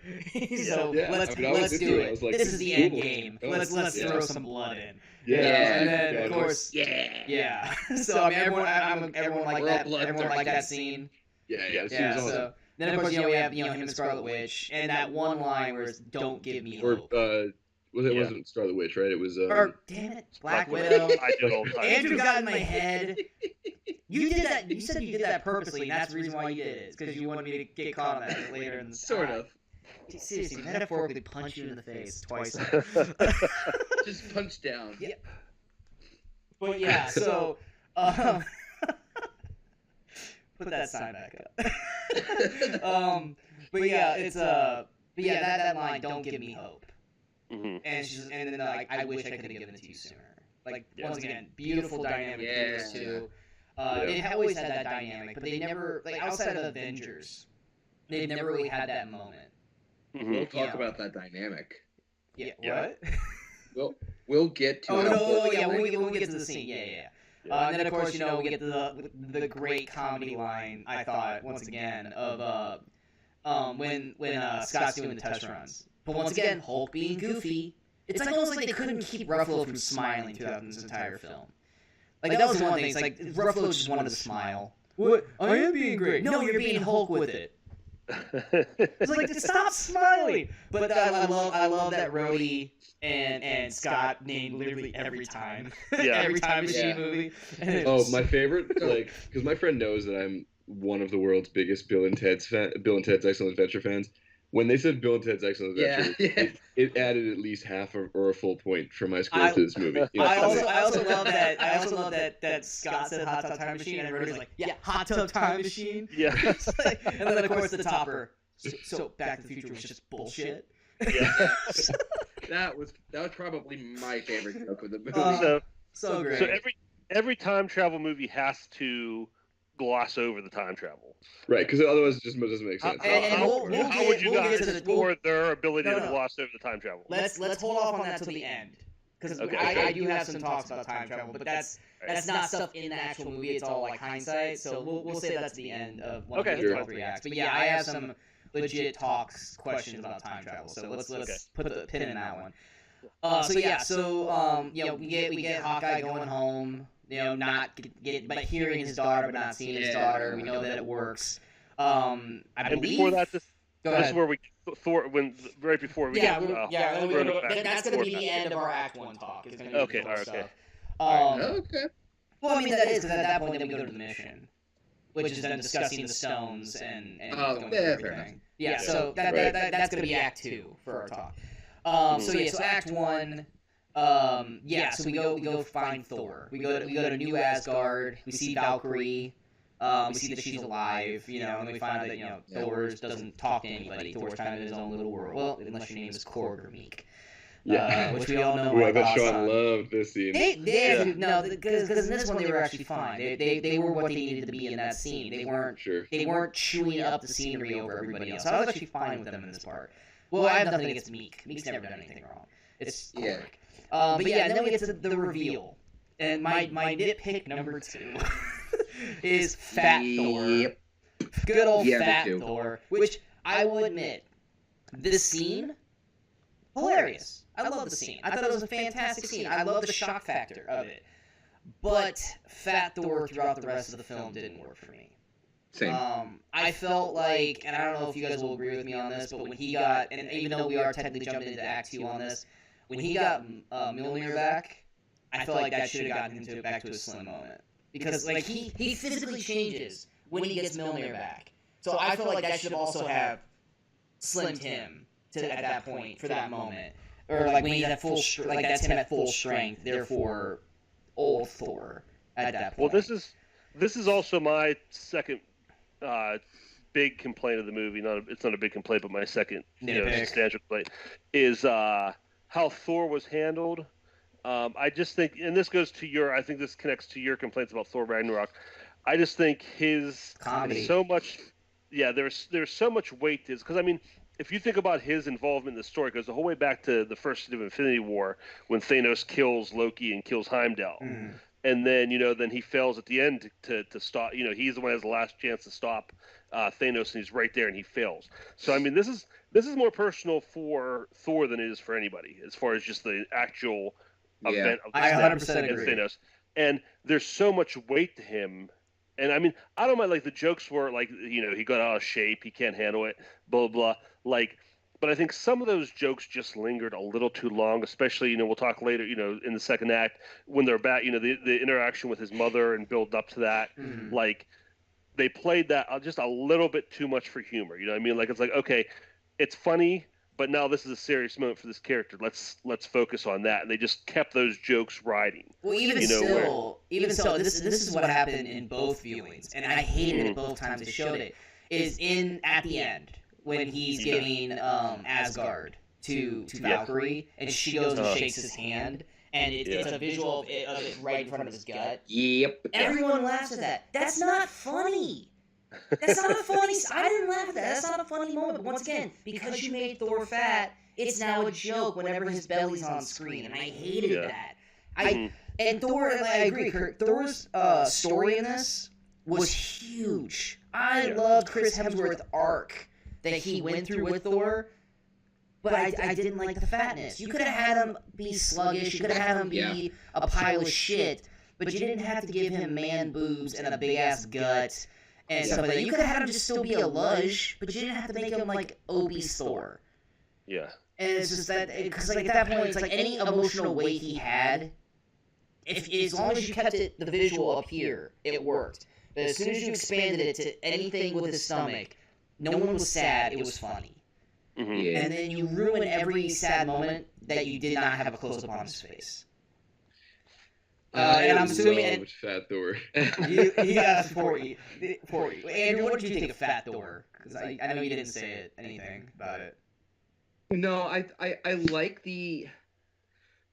I agree with you, Sean.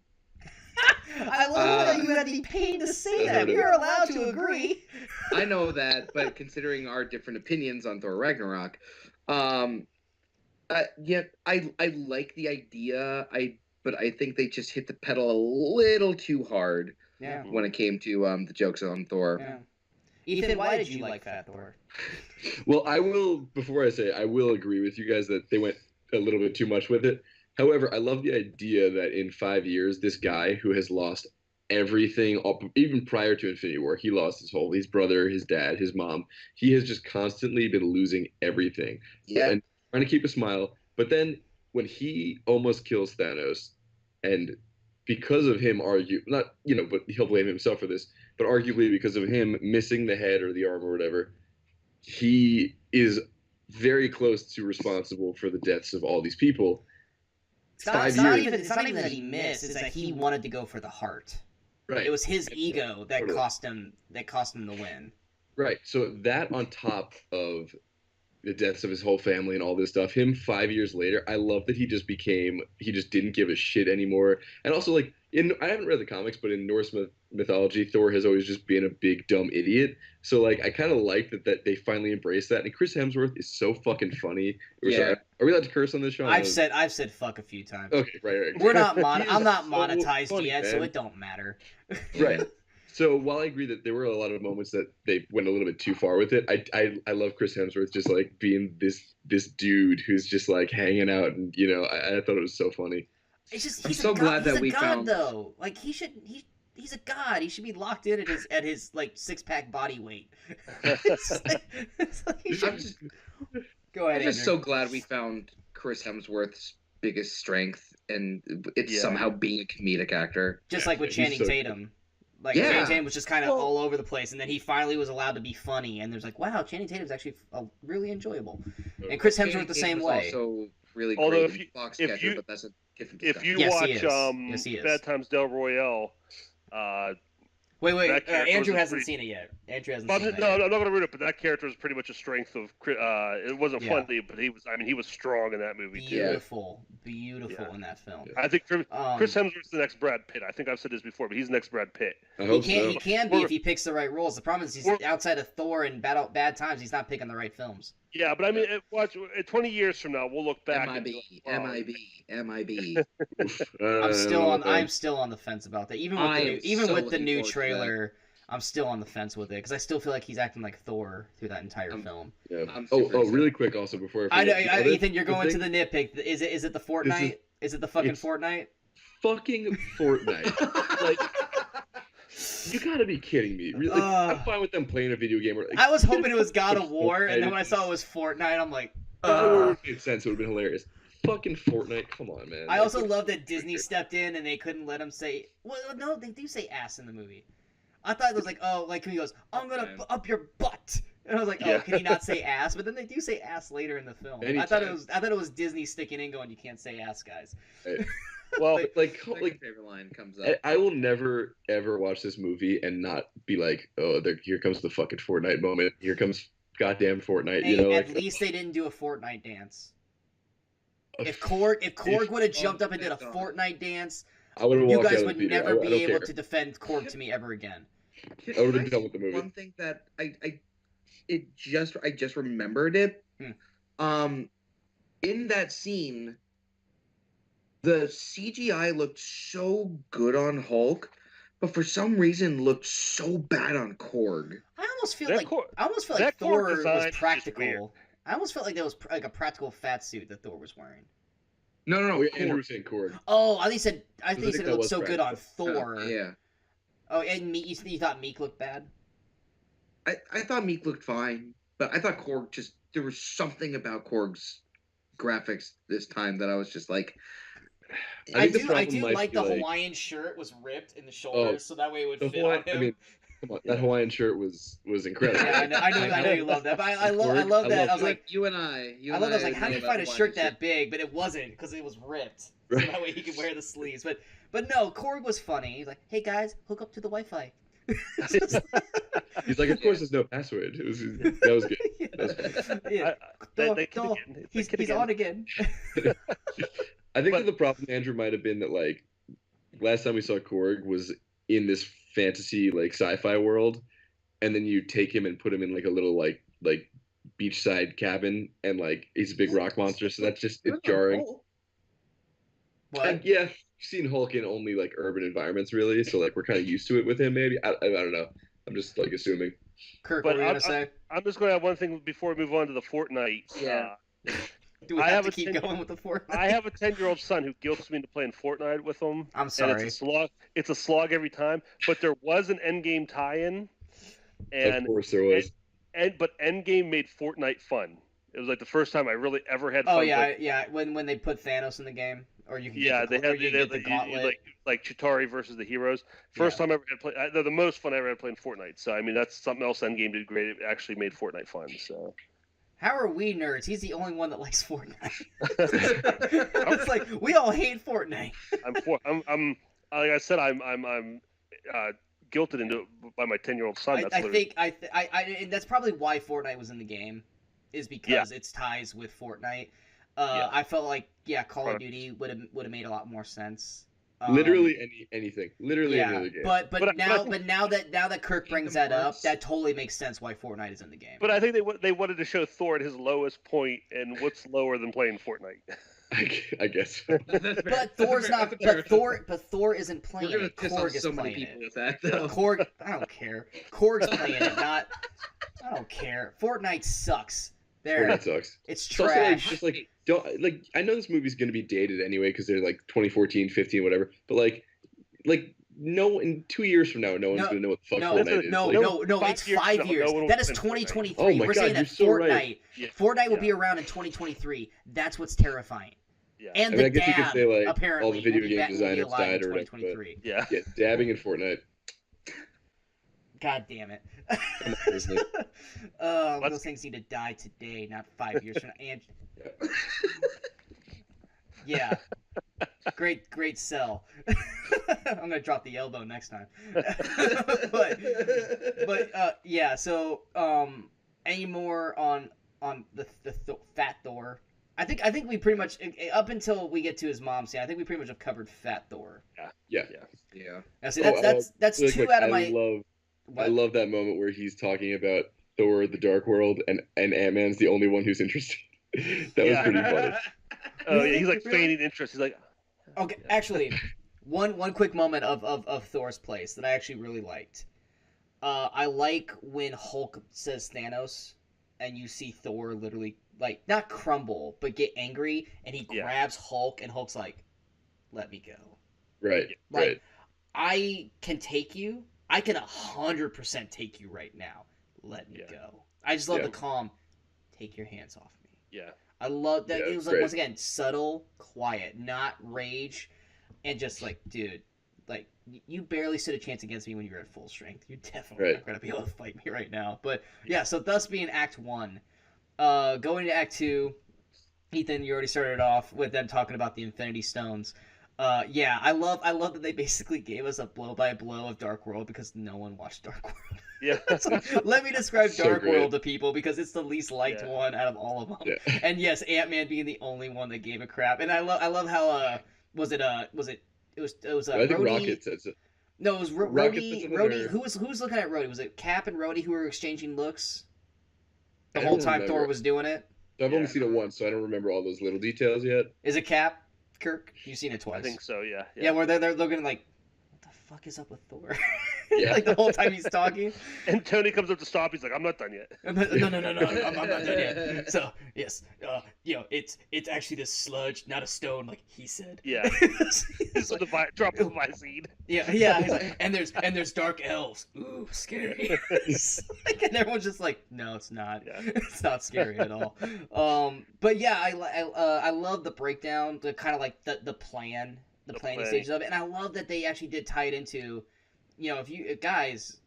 if we pick the right year, 3 of them are in the exact same spot. That was one of my favorite scenes in the movie, Yeah, where the 3 so of them are just clever. laying there, like cramming, like they got their notepads out and they're just like exhausted, trying to figure it out. And I love that love- Tony and Hulk are still effing around. Like, they're just the point Yeah. like, fuck this, we're just gonna have fun. And Black Widow's like, Yeah, no, yeah. guys, seriously.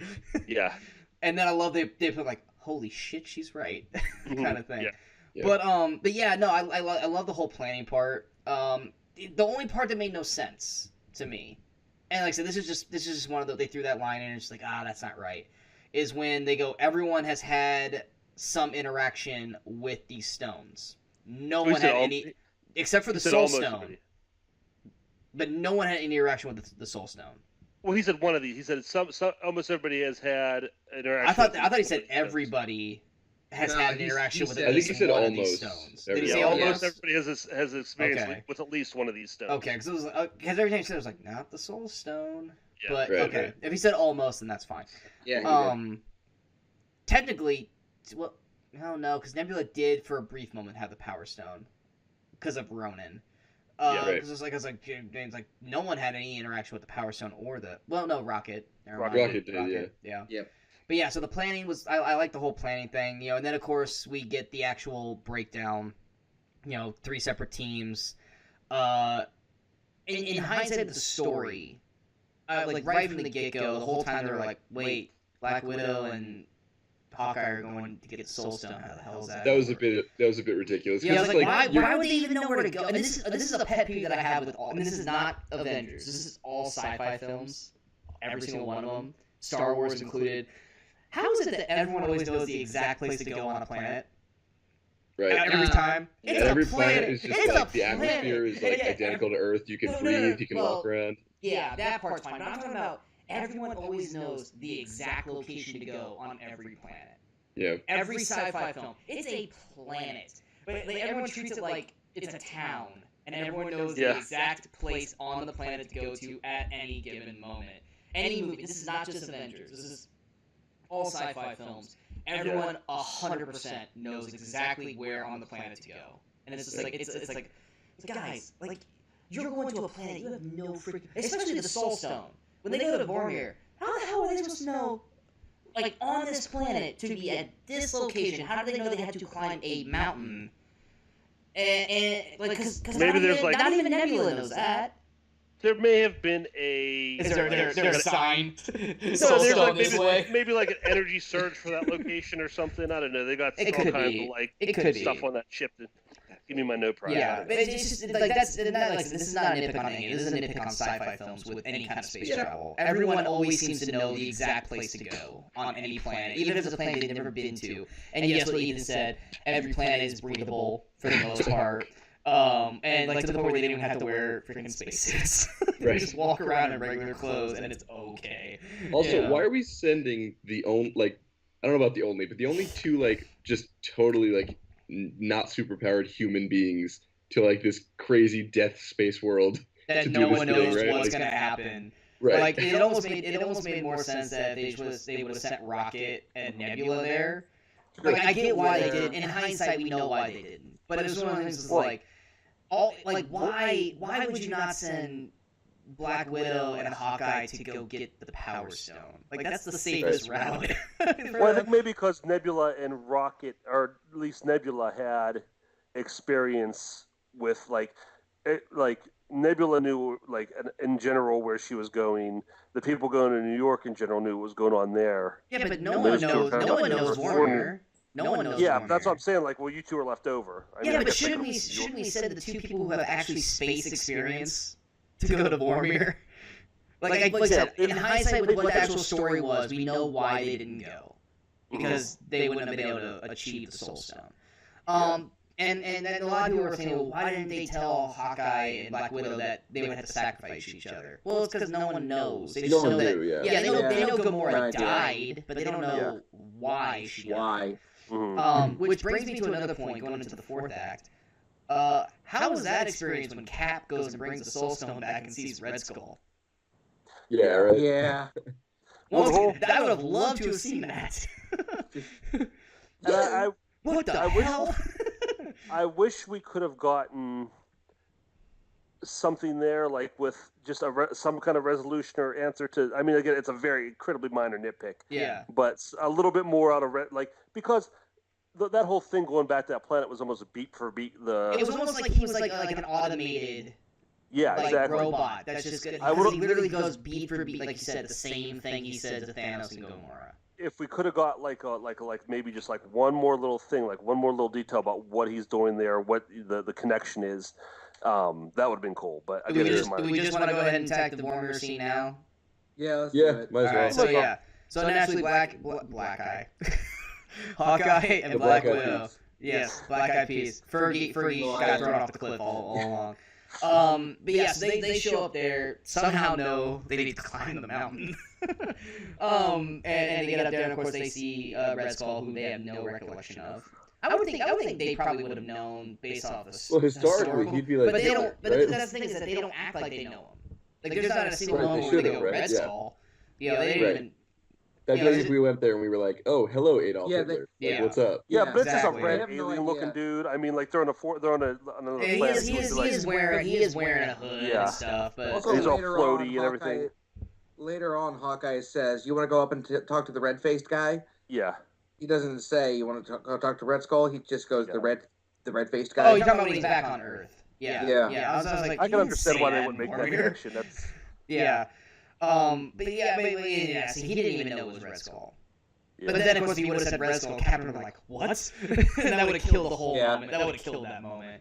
But yeah, so obviously they kill up there, and of course they get we need to sacrifice each other, and of course we get the beautifully sad and emotional beat number 2 for me. Because I loved that it wasn't, we're going to fight to see who dies. Because I don't want to die, it's, we're going to fight to see who kills themselves. Yeah. Like that was a beautiful twist that they did, and like the whole time I was watching, I go, no, neither one of them gonna die. Hawkeye's at a TV show. Black Widow's getting a movie. What the hell? It's like something's gonna happen, and then inevitably we find out that it's Black Widow, and I'm like, oh, so her movie's gonna be in the past. That's literally how my mind was working that entire scene. It wasn't until Renner's face. After she falls, that's what sold the scene for me. Was Renner's facial reaction to her falling. Up until that point, I was just like, "Well, who they're gonna kill?" Because they both have like stuff after this. And then once Renner sold the death, I was like, "Shit, okay, you got me now."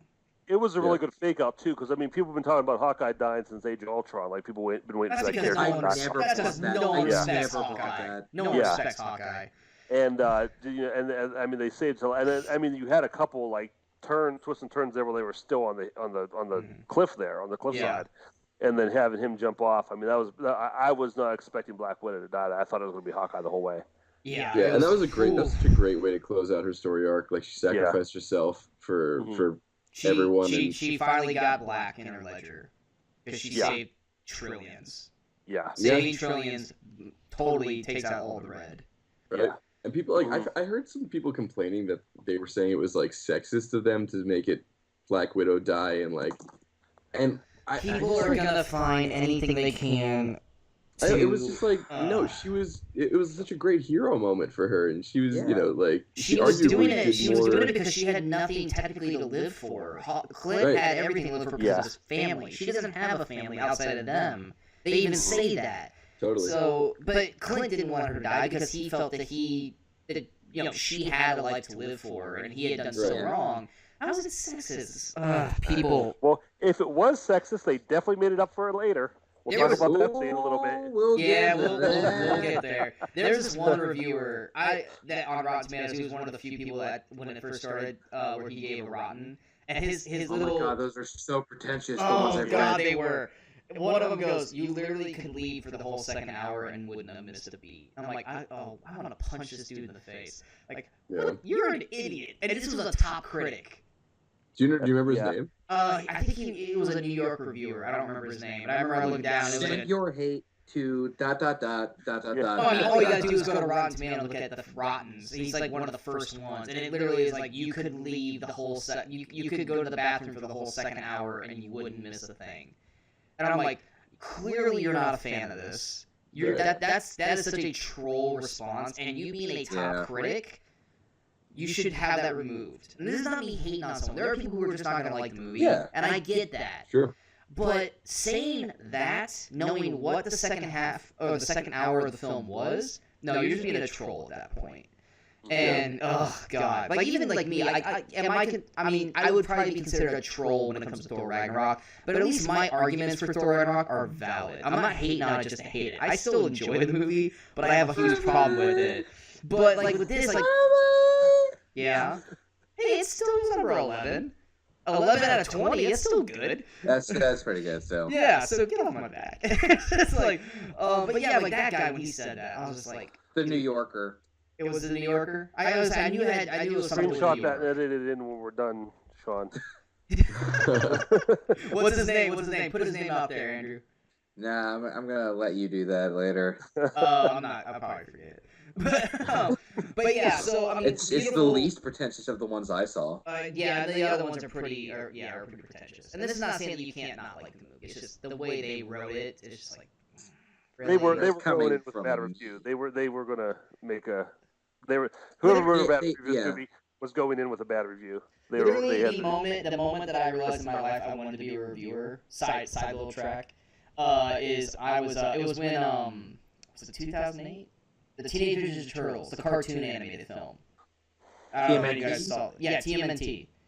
I remember it. Which was it's really good. We should really check it out. It's probably the second best Turtles movie outside of the original one. And I always like every Thursday or every Friday morning I would always open up. I'm not a big newspaper reader, but I always open up the paper and I would read what the reviewer of my local paper said.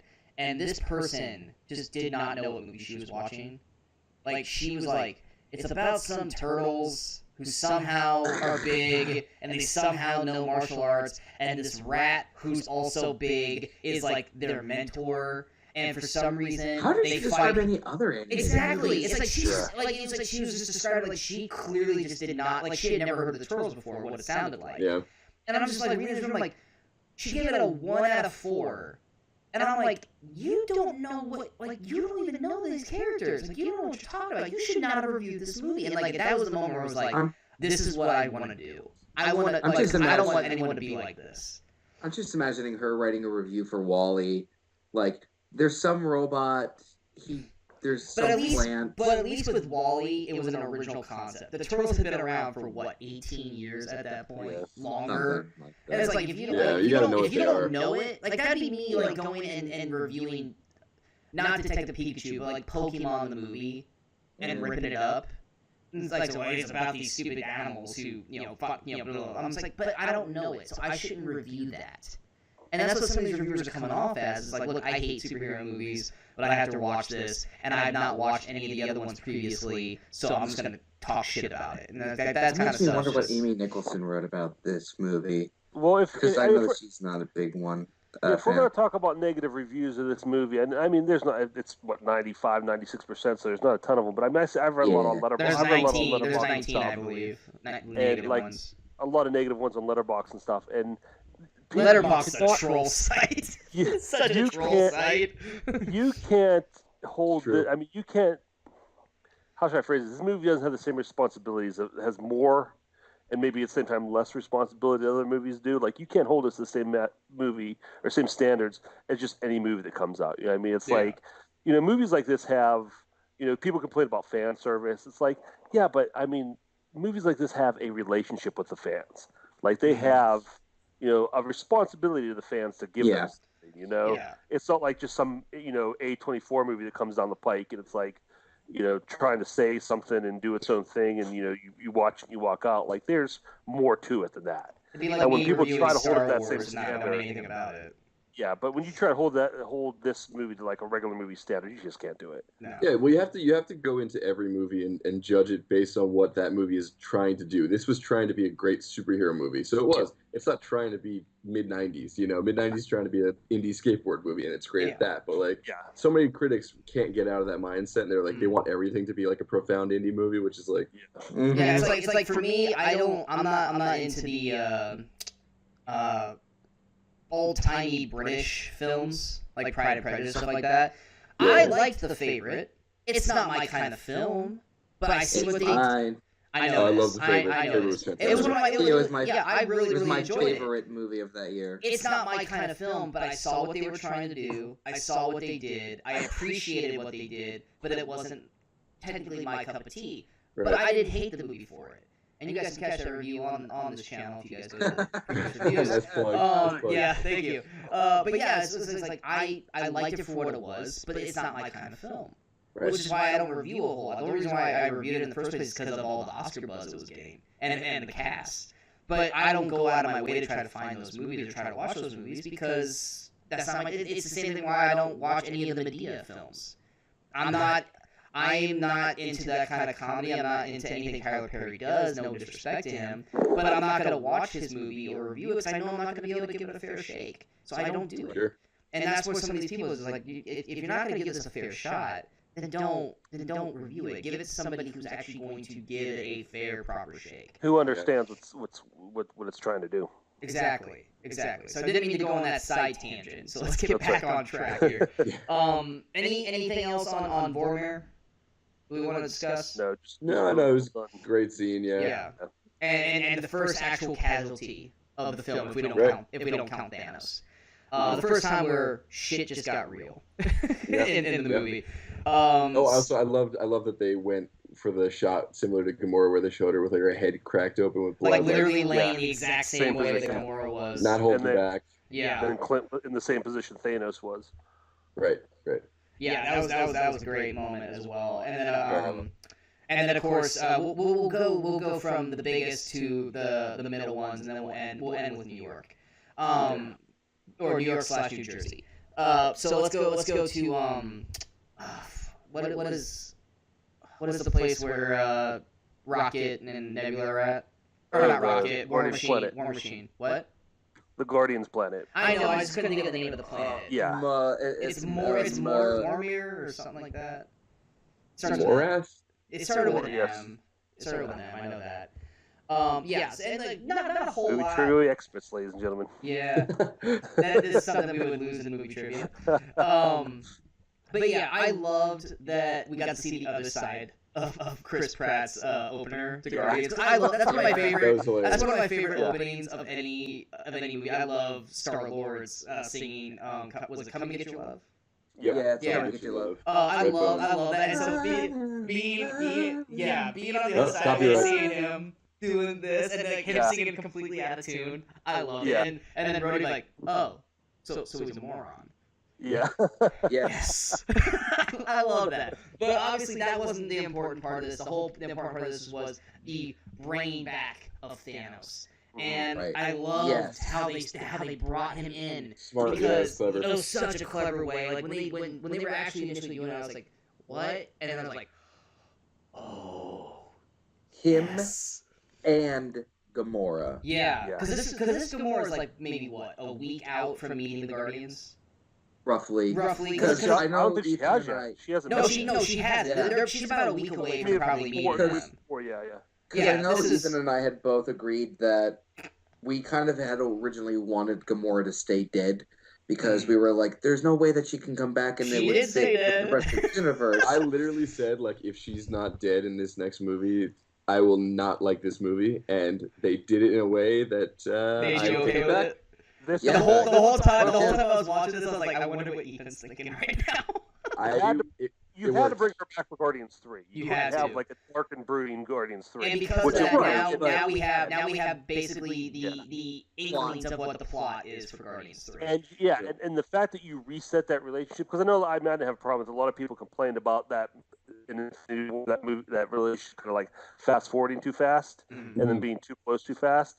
So to reset that and reboot that relationship, I think is going to be a really cool dynamic in Guardians 3. Oh, yeah. But as far as Thanos coming back, that was awesome because up until this point, the movie had no villain. They killed the villain off in Time the first, was the villain in in 5 this. minutes. Yeah, exactly. And what I don't know if we talked about that when we were talking about that first scene, but where were they going from here? And it was a really Exactly. cool way to bring Thanos back, not rehash Infinity War and just have them do the whole fight again, but just do it a whole new way. Because at this point, up until that point, the only person that I saw potentially going villain would have been Nebula. But at that point, they had been building Nebula up to be such a favorite, to turn her bad at that point, which they did in hindsight.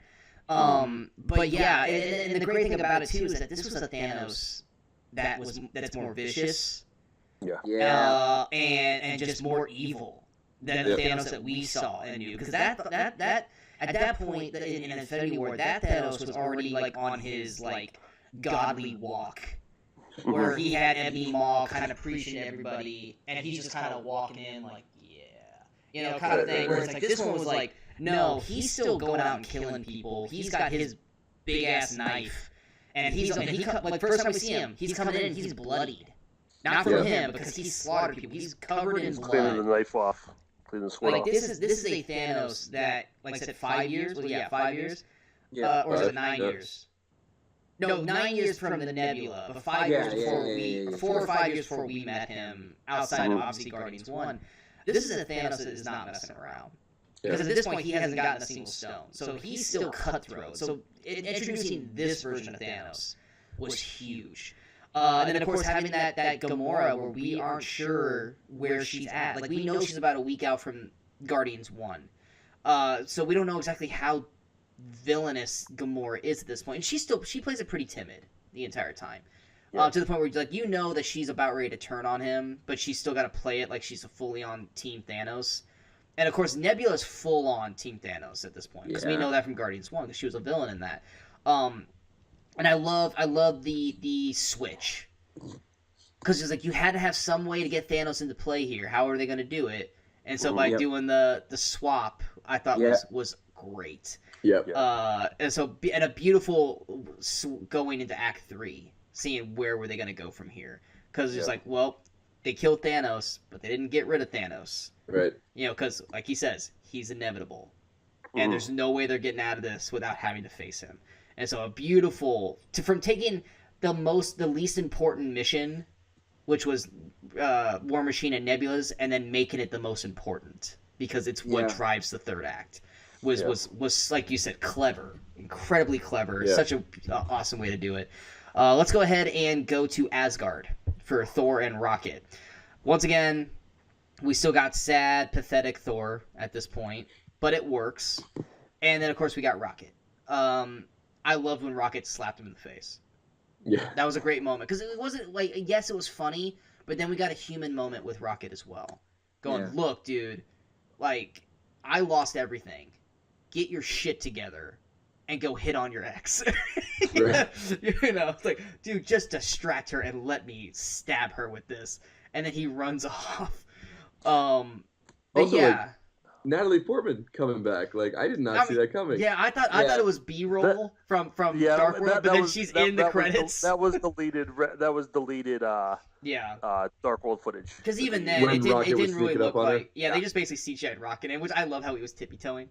Right. Did anyone else catch that the Asgardians call him a rabbit as well? Did any of you guys Yes, catch I that? did. I did I not love catch that. Oh yeah, when he's running and they're being chased, and Get it's that rabbit! yeah, it's the sky shot where he's running and they're chasing him. They say, "Get that rabbit." I'm like, so it's not just Thor. They all think he's a rabbit. It's like I love that moment. I did not catch that one. It's like right when it cuts. Like you hear them say, "Get that Yeah. rabbit," and then it cuts right to the next scene. But yeah, I'm so happy they brought Rene Russo back. and Yeah. they gave her something to do. Yeah. She wasn't just walking by like in that initial, like they did with Loki. Mhm. I mean, I like they that she just, knew too. She knew it was a different Thor, different world. She Yeah. knew she was dead. Like that was cool because she Yeah. said she's like When I was she raised by stops witches. Like Yeah, when she stops and going, don't say it. I know Right. what's gonna happen. This goes back to my initial complaint, though. I wish, like, after that slap, I wish Thor kind of would have got himself together, at least to be like, I mean, still be fragile, but not like funny. Because I mean, he's still like that whole like, I'm totally from the future line. You know, it was like it's funny, Yeah.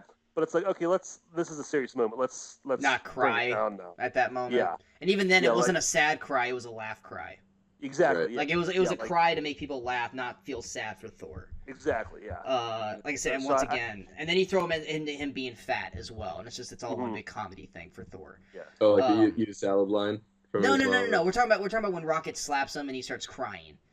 It's just instead of that's not a sad He sad does- moment He cry. does like That's the Cowardly Lion thing where he like yeah. It's a runs and it's a he's like, laughing like you're laughing at him crying. You're not Right. sad that he's crying, and him Mhm. being fat adds more to it because he's he's Yeah. fat Thor crying. But we do get that great moment with him Fat and Rene Thor Russo, in a little cup. or a hoodie, or Nice. whatever he is. Whatever. Yeah. However, Yeah. the more and more he looks like Big Lebowski, the better. Apparently, Yes. according to them. And even to the point that they even threw the Lebowski line in, I was just like, Yep, yeah, yep. They called him and the then dude. he sits like Lebowski. I'm like, okay, we get it. He's the Big Lebowski. But yeah, we get that great moment with him and Rene Russo, where we finally actually do get to see the drama of Thor in that. And she delivers that great line where heroes aren't perfect. It's what you I'm gonna butcher it, but it's like it's how you overcome your failures I think she says how or something like that. Because I know what I'm saying. It's a really good line. It's everybody fails at who they're supposed to be. What makes Yeah. a hero is how well you succeed at who you are, or something along those Yeah, lines. exactly. It's such a and that's a great moment for Thor. Mhm. And then of course, Rocket shows back up. He's got the ether. And then of course we get the eat the salad line, which that part I was okay Yeah. with because that's a mother thing to say. That's a mother Yeah, it thing was to funny. say. I was It was fine with funny. that. But then of course we get the reintroduction of Mjolnir. I don't I care like if I'm that. saying Oh, I that don't was care if good. I'm saying Yeah. that wrong. I could say it the way Darcy Mjolnir. says it, meow meow. But we get Mjolnir back, which I thought was pretty awesome. But then that's part of the first problem that goes with the time part, because it's Yeah. like if he takes it, then how does he win in Thor: Dark World? Well, but it was a different timeline, right? Yeah. So in that See, and timeline, that's where I've grown to accept it that everything splinters off at that right? point. But also, we see Cap at the end when he takes the stones. He also takes Mjolnir, so you can assume he's bringing that back to the other Thor. Yeah. But That's the point, here's yeah. here's my initial problem then. If when Cap, and I know we're jumping all the way into the third act, Yeah. when Cap goes back in time to before, like let's say when he goes back to the 70s, he might still have Mjolnir at that point. Which if he does, how does Thor have Mjolnir in Thor 1 or Avengers or Thor 2 until he brings Mjolnir back? Different timeline. Like I said, that's all you got. That's all. And unless Thor has the ability to do this, and Mjolnir can go through time to catch Right. back up, then at that point, okay, fine. Shut up, Andrew. But Then- I did like that moment because I mean, and I don't know why I didn't catch it on the first time, but when he gets it, it's because he's such a quiet line. But when he gets it, he's like, "I'm still worthy." Right. Yes. That was cool. Yeah, that was a great. huge Yeah, moment for him great. because that was and that's gonna come back, but that's his next actual moment is when he tries to put on the gauntlet. He's like, just let me do something. Yeah. Like I am worthy. Let me do it. And that's a great Yeah. that moment's a great line Yeah. for him as well. I know that's technically third act, but it's once again that was one of those moments where like that was heartbreaking for Yeah. me for Thor because it's just like he realizes he's a fuck up.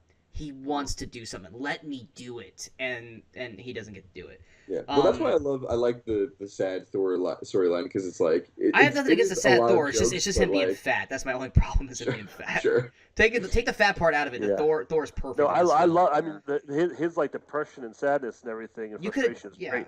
Just it was a little too jokey. You could have made Sure. You could have made him a Fair drunk enough. alcoholic the entire time, just not fat, and I would have been fine with Yeah. it. It's just him. It's just turning him into the Lebowski was my problem with the whole thing. You take that part out. Quit fat shaming Thor, Sean. I'm not fat shaming Chris Hemsworth. I'm fat shaming the thought process of the jokes for the film. Everyone else is too. All Leave me right, alone. cool. What's funny is I remember girls going, as long as I get Chris Hemsworth on screen, I'm okay. And then they got this, and I was like, yeah. How do you like that, Thor? But yeah. Anything else for Asgard?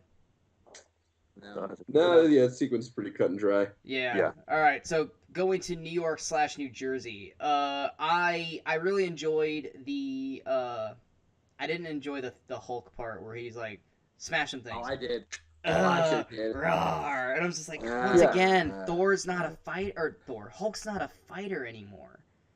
Like, he doesn't fight at all in this movie, and that's the part that I was gonna break up in the third act. He runs into the battle, but do we ever see Hulk fight once in the final battle? For like a little I bit. think we do a Do little, we? yeah. I don't recall ever remember seeing exactly. Hulk, because he's injured. But I don't Right. recall Oh, he is. Yeah, seeing maybe he doesn't Hulk. fight. Like he Yeah. runs, he runs with everybody.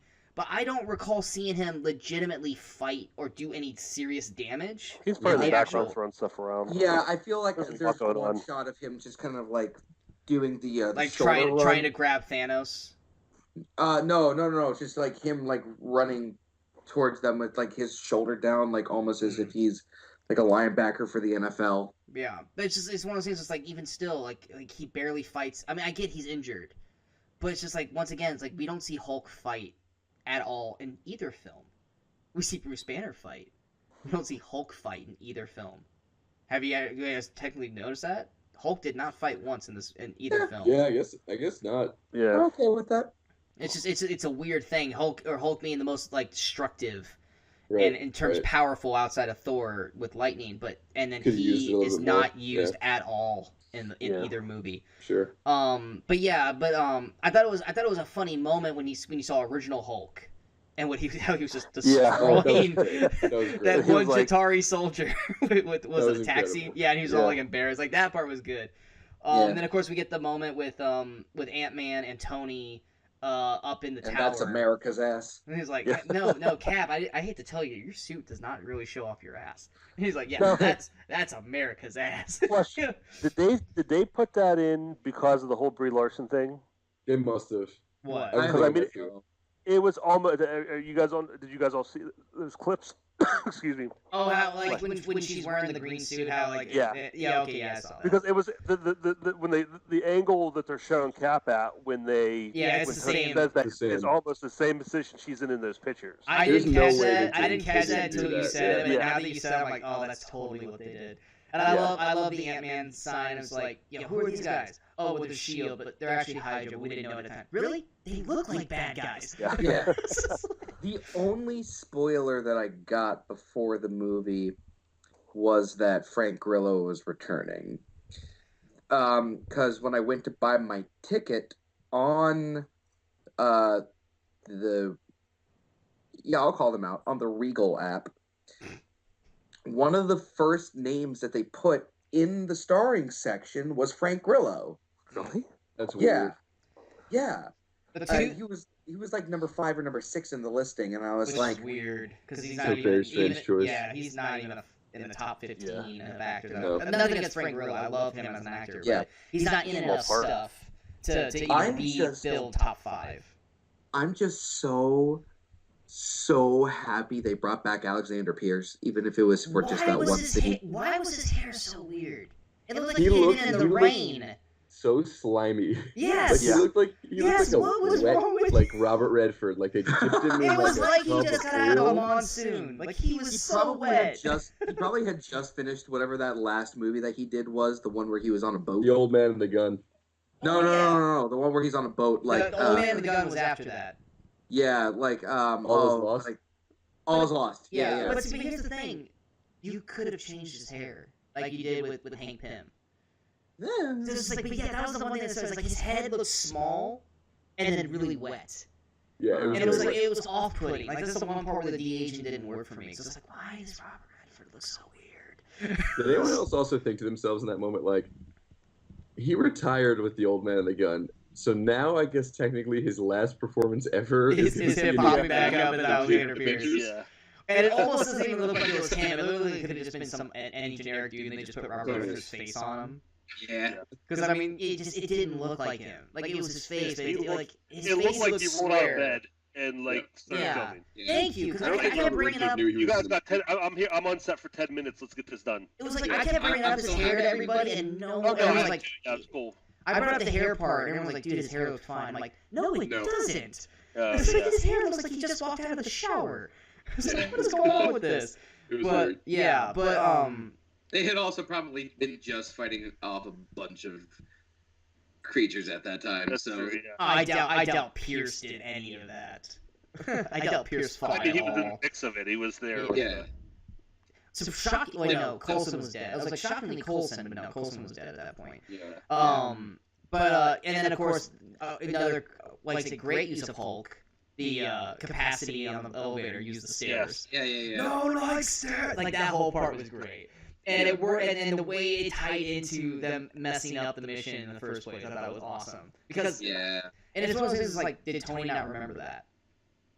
Like, how did Tony not remember that Hulk was going to come out of that door? Yeah. I mean, he had other stuff. He didn't realize where the exact. Yeah, door was. exactly. It's just like, I love that's And he was probably somewhere else in the original Yeah. timeline with the. Yeah. Oh, did we mention the Hail Hydra moment from Cap? I That feel like we haven't skipped that, right? we haven't gotten there yet. We're gonna don't worry, we're gonna get there. Okay, because we went to Robert Redford. I know that was. Yeah, after we that. jumped right to Robert Redford. But even then, I think that was they were right around the same time. Okay. But yeah, so of course naturally the plan goes awry. Loki gets away, which now people are saying that's what's going to lead to the Loki series. That was a great Probably. moment too. Is I that loved saying that that's whole how interaction was going yeah. on, and Loki was the only one who it noticed. was like I loved Yeah. it. I don't know if he saw Ant-Man. But it was just more or less like Yeah.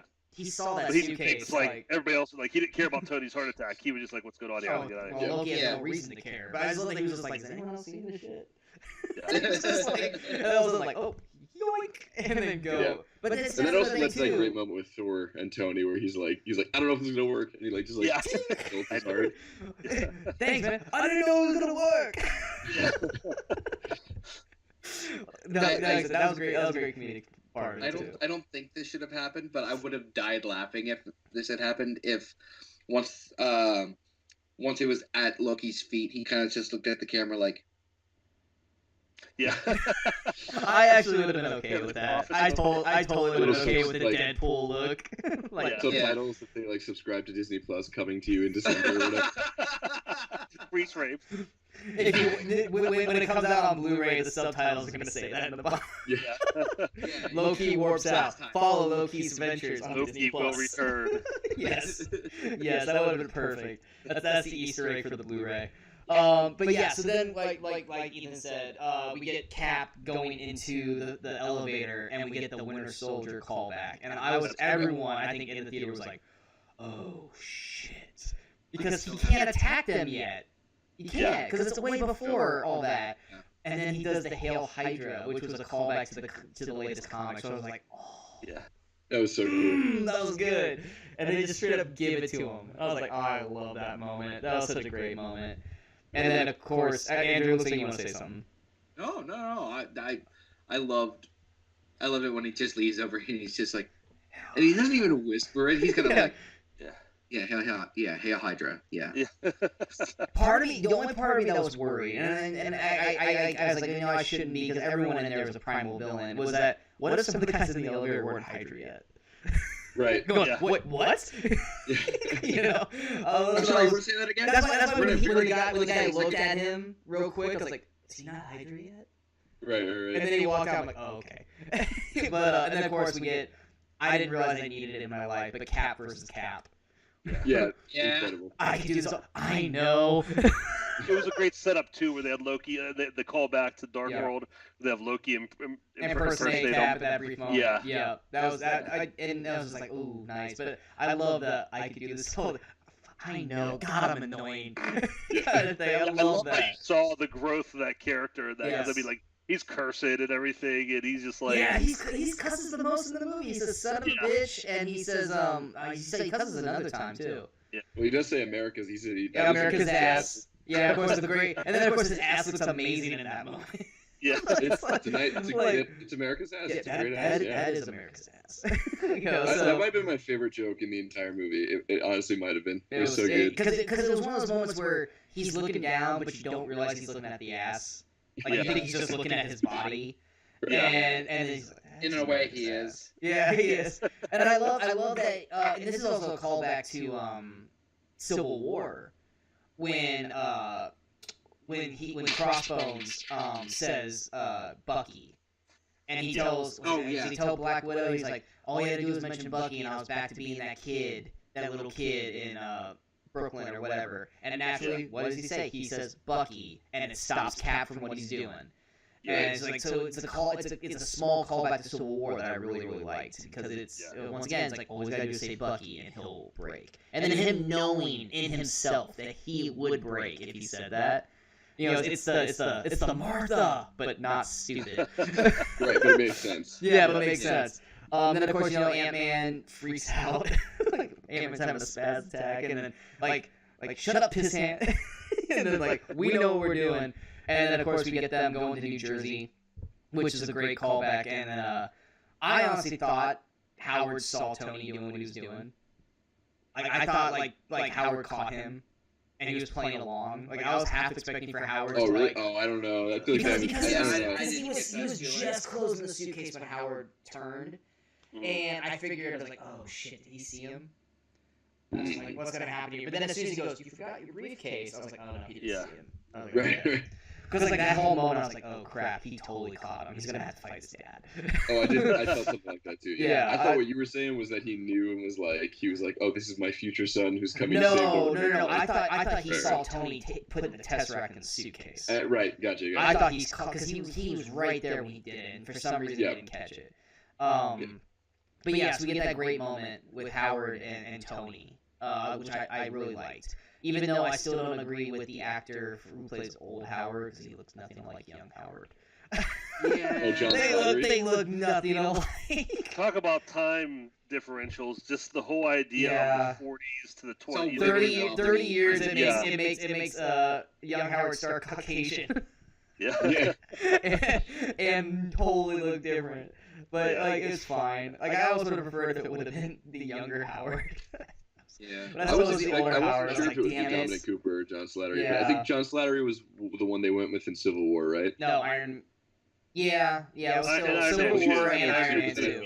Yeah, only Dominic Cooper was at that only... time. I mean, I was actually just started to rewatch Iron Man 2 today, in that the scene at the beginning where he's introducing the Expo. Yeah. It's exactly the same look as he has in this one. Because I think Howard or Tony's like 3 or 4 when he's shooting those videos, because Tony's messing with the model. Oh yeah. But yeah, and Dominic Cooper technically has only been in Captain America if you don't count Agent Carter show. Mm-hmm. So I mean, it makes sense. But it was one of those things where it's like, when I think of Howard Stark, I think of Dominic Cooper. I don't think of John. But and then of course another great moment, we get Cap seeing Peggy. Yeah. Even though Peggy ages phenomenally. Because Peggy's like in her 50s or 60s at this point. She still looks like she's like 30. You know? Because like time-wise, like 45 was when Cap went down. This is 1970. So that's like 25 years later. She's at least 25. Like one gray streak. Yeah, she just, like, except for like some wrinkles in the eyes, like Peggy looks fantastic. Yeah, but there was that one like shot where I love that Cap got to see her, but like he was like standing like 3 inches away from her behind the window, and like she didn't notice him. Like... we also don't know if like her spy sense didn't kick in. Right. Yeah, but she was looking down the entire time, and we don't know if maybe her glass is tinted. We just didn't see it. Sure, I mean, it is S.H.I.E.L.D., but she probably, her I wouldn't be surprised that her office is like reflective. Yeah. in a sense. But Yeah, I also, right, so in the reverse sense, I mean, where people can see into her. why would Peggy want people to can't see? Why would Peggy want people to see in her office?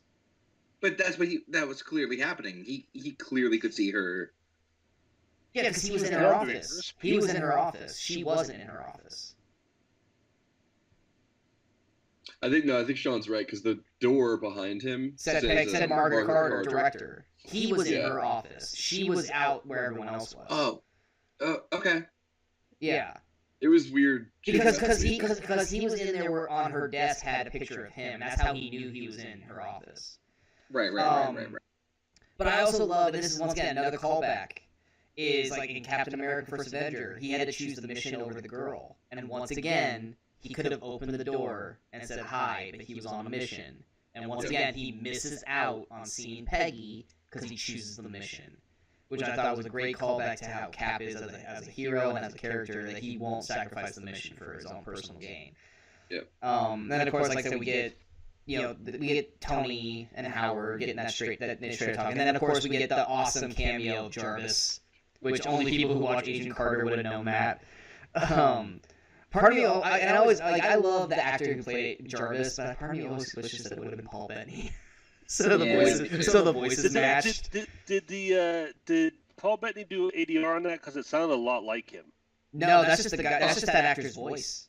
Is it? No. Yeah, if you watch Agent Carter, that's Jarvis in the show, and they sound very similar. Yeah, because Peggy and Jarvis are like partners in Agent Carter, for the most part. I really like how I really like seeing Jarvis because I never watched Agent Carter because the one thing ever since the first Iron Man was the first one that had Jarvis the computer in it. Like I hated that they didn't have the real like Jarvis from the comics, so I really liked seeing an actual Jarvis. Yeah, if you go back ever and watch Agent Carter, which was a really good show, I think it went 2 seasons. I think is what it went. Roughly. Like, did any of you watch Gotham? No. I watched the first season. Like, you know how like Alfred is not the butler; he's kind of like the sidekick.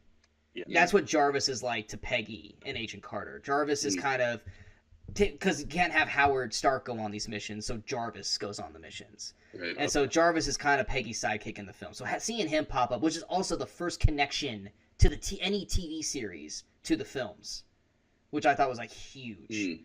Because I mean, none of the Netflix shows, none of the Agents of S.H.I.E.L.D., none of them get any callback in any of the films. Jarvis was the first one, if you don't count Coulson, but that was pre-TV show. So I thought that was really awesome that we actually got to finally tip the hat to the TV series. But yeah, so they all come. So end of Act 2, we go into Act 3. They all come back. They all get the reveal that Black Widow is not with them. Yeah. Which I love that Hulk, like I said, Hulk finally kicks into Hulk gear at this point and starts actually acting serious. And I love that he punched at that point. Like, finally, Hulk emotion. Even though I feel like he would have broke something when he punched, but he didn't. Yeah. And then we got a bench too, right? Or no, that was. Well, no, I'm talking about when they're still circled around the time machine. He falls to his knees and he punches down.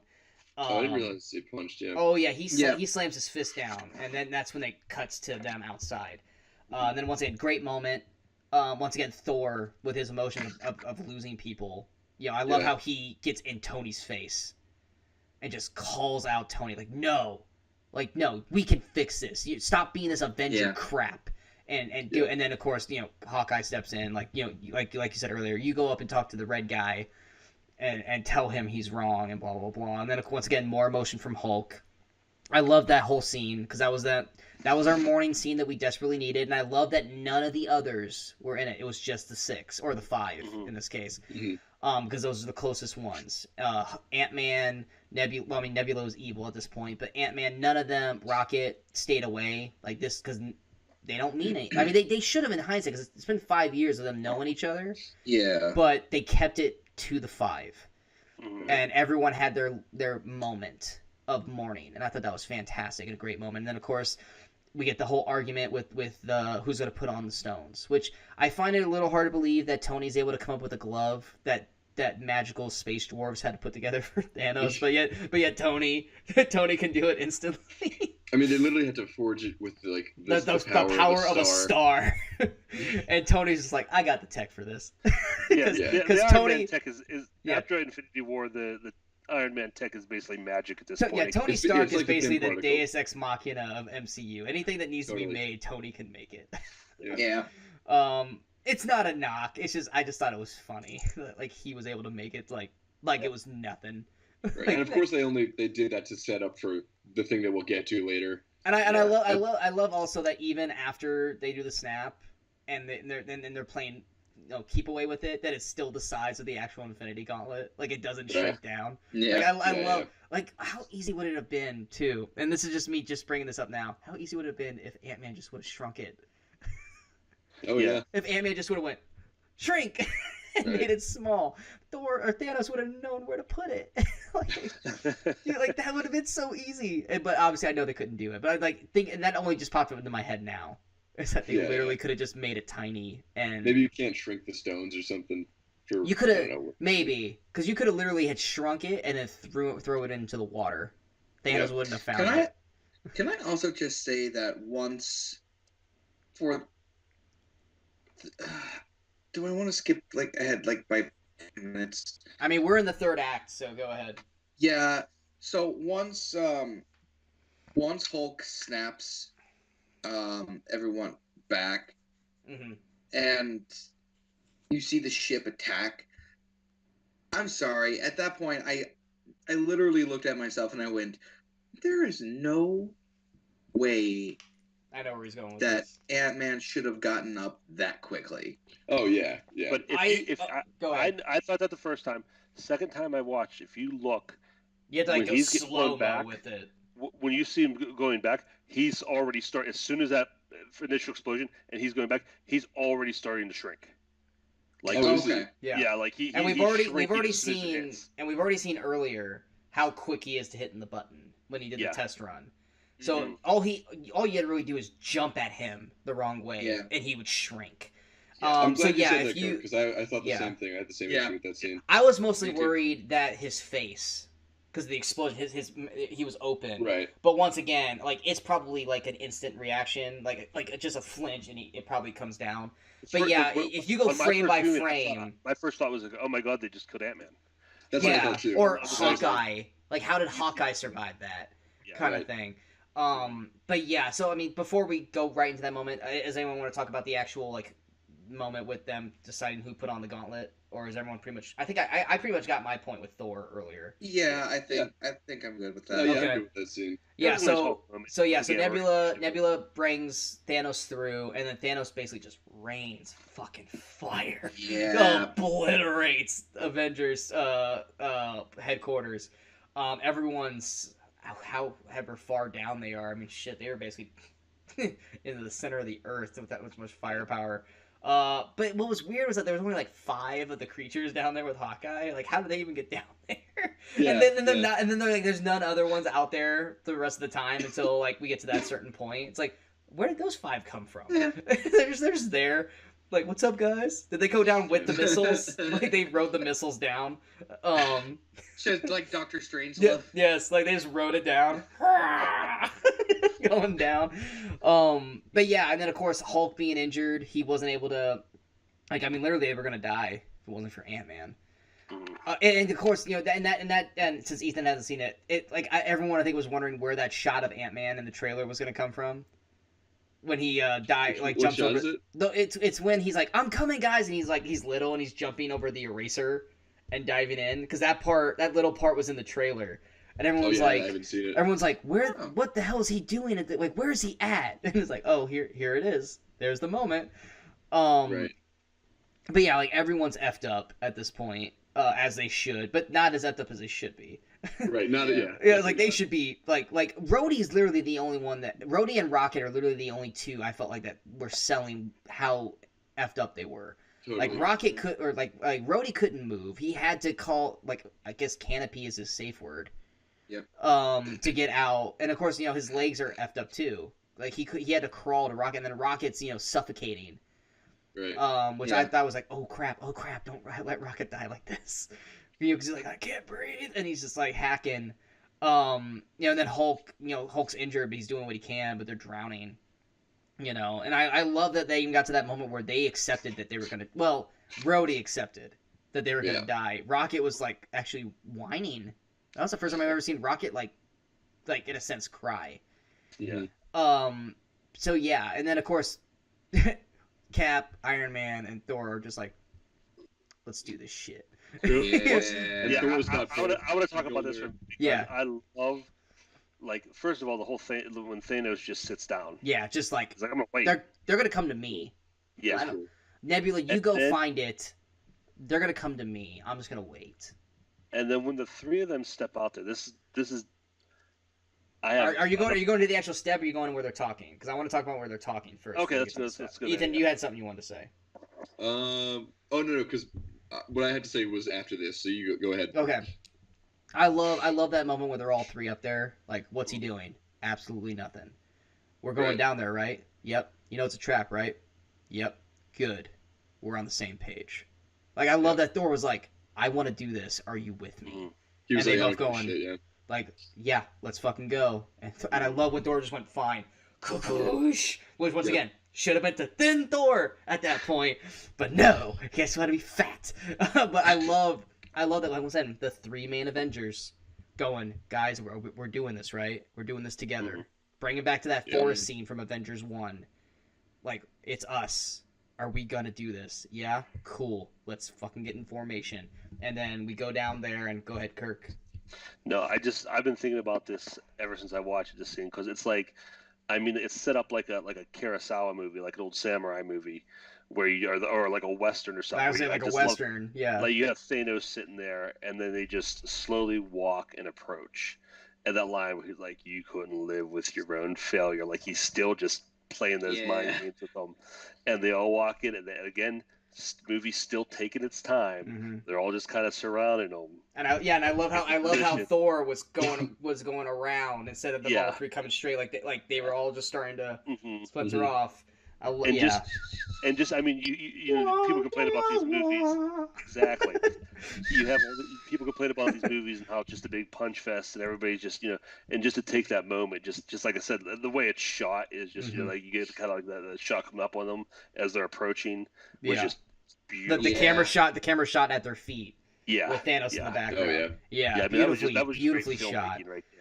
Oh, like just goosebumps at that moment. Like, oh shit, here we go. And then then bam, the fight happens. Of course we get Ronan goes ape on those creatures, and only like three, like there's like 10 of them. I think I'm assuming some of them died when he shot those missiles. Arrows. But how he just slices them up, and he's ready, and like it was awesome. There's none here. And then of course we get the Nebula part where I'm like, when she shoots herself, I'm like, you just killed yourself. You just shot your past self. You're going to die. And she doesn't. And I'm like, no, that means she's not born. It's like she just killed herself. And then she's like, different timeline. I know. It's just like the whole, when she shot herself, I'm like, no, she just killed herself.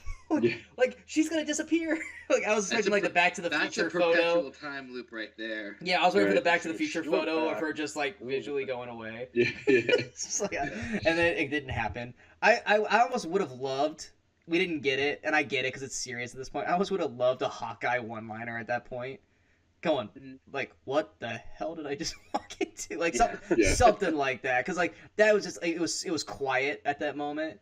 And I almost needed a Hawkeye like zinger at that point. We didn't get it. And then of course go ahead. Should we bring up the biggest spoiler of the entire movie, or what I consider is it in this moment? Is it in this moment? Yeah.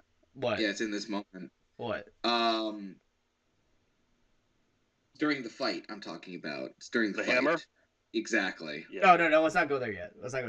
Okay. Like I thought you meant like in the moment of like Nebula and Gamora. Oh yeah. No, I was just like, what spoiler are you talking about? Like I don't know what you're talking about. Anyway, so we go back to the fight, and of course we're watching them just try and like, hell, why did he get rid of his blades? Because those blades are powerful as hell. Like he's deflecting everything. Like maybe it's just because his ego, he thinks he doesn't need it without the gauntlet, but.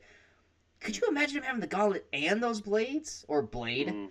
Like, dude, like he was... It's cool. It's a cool fucking weapon, too. Oh, yeah. Like when Cap does the light me up Thor, and he just like nothing. Like, get out of here with that. Like, that's not gonna stop me. And I love that it instantly backfired on Tony, and Tony just got knocked the F out. Yeah. Like, because how many times does Iron Man get hit and it should be knocked out blow, and he immediately gets back up? Like, no, this one took him out instantly. Like, he was done. And then of course we get Thor getting just owned because let's face it, he's Fat Thor. He's not the Thor. He's not. I mean, let's put it. Do you think he would have gotten dominated as much if he was the original Thor? Yes. He still would have lost, but I'm just saying he wouldn't have gotten like literally when he throws Thor to the ground, he literally stomps right on his fat stomach. It probably took all the air out of Thor when he did that.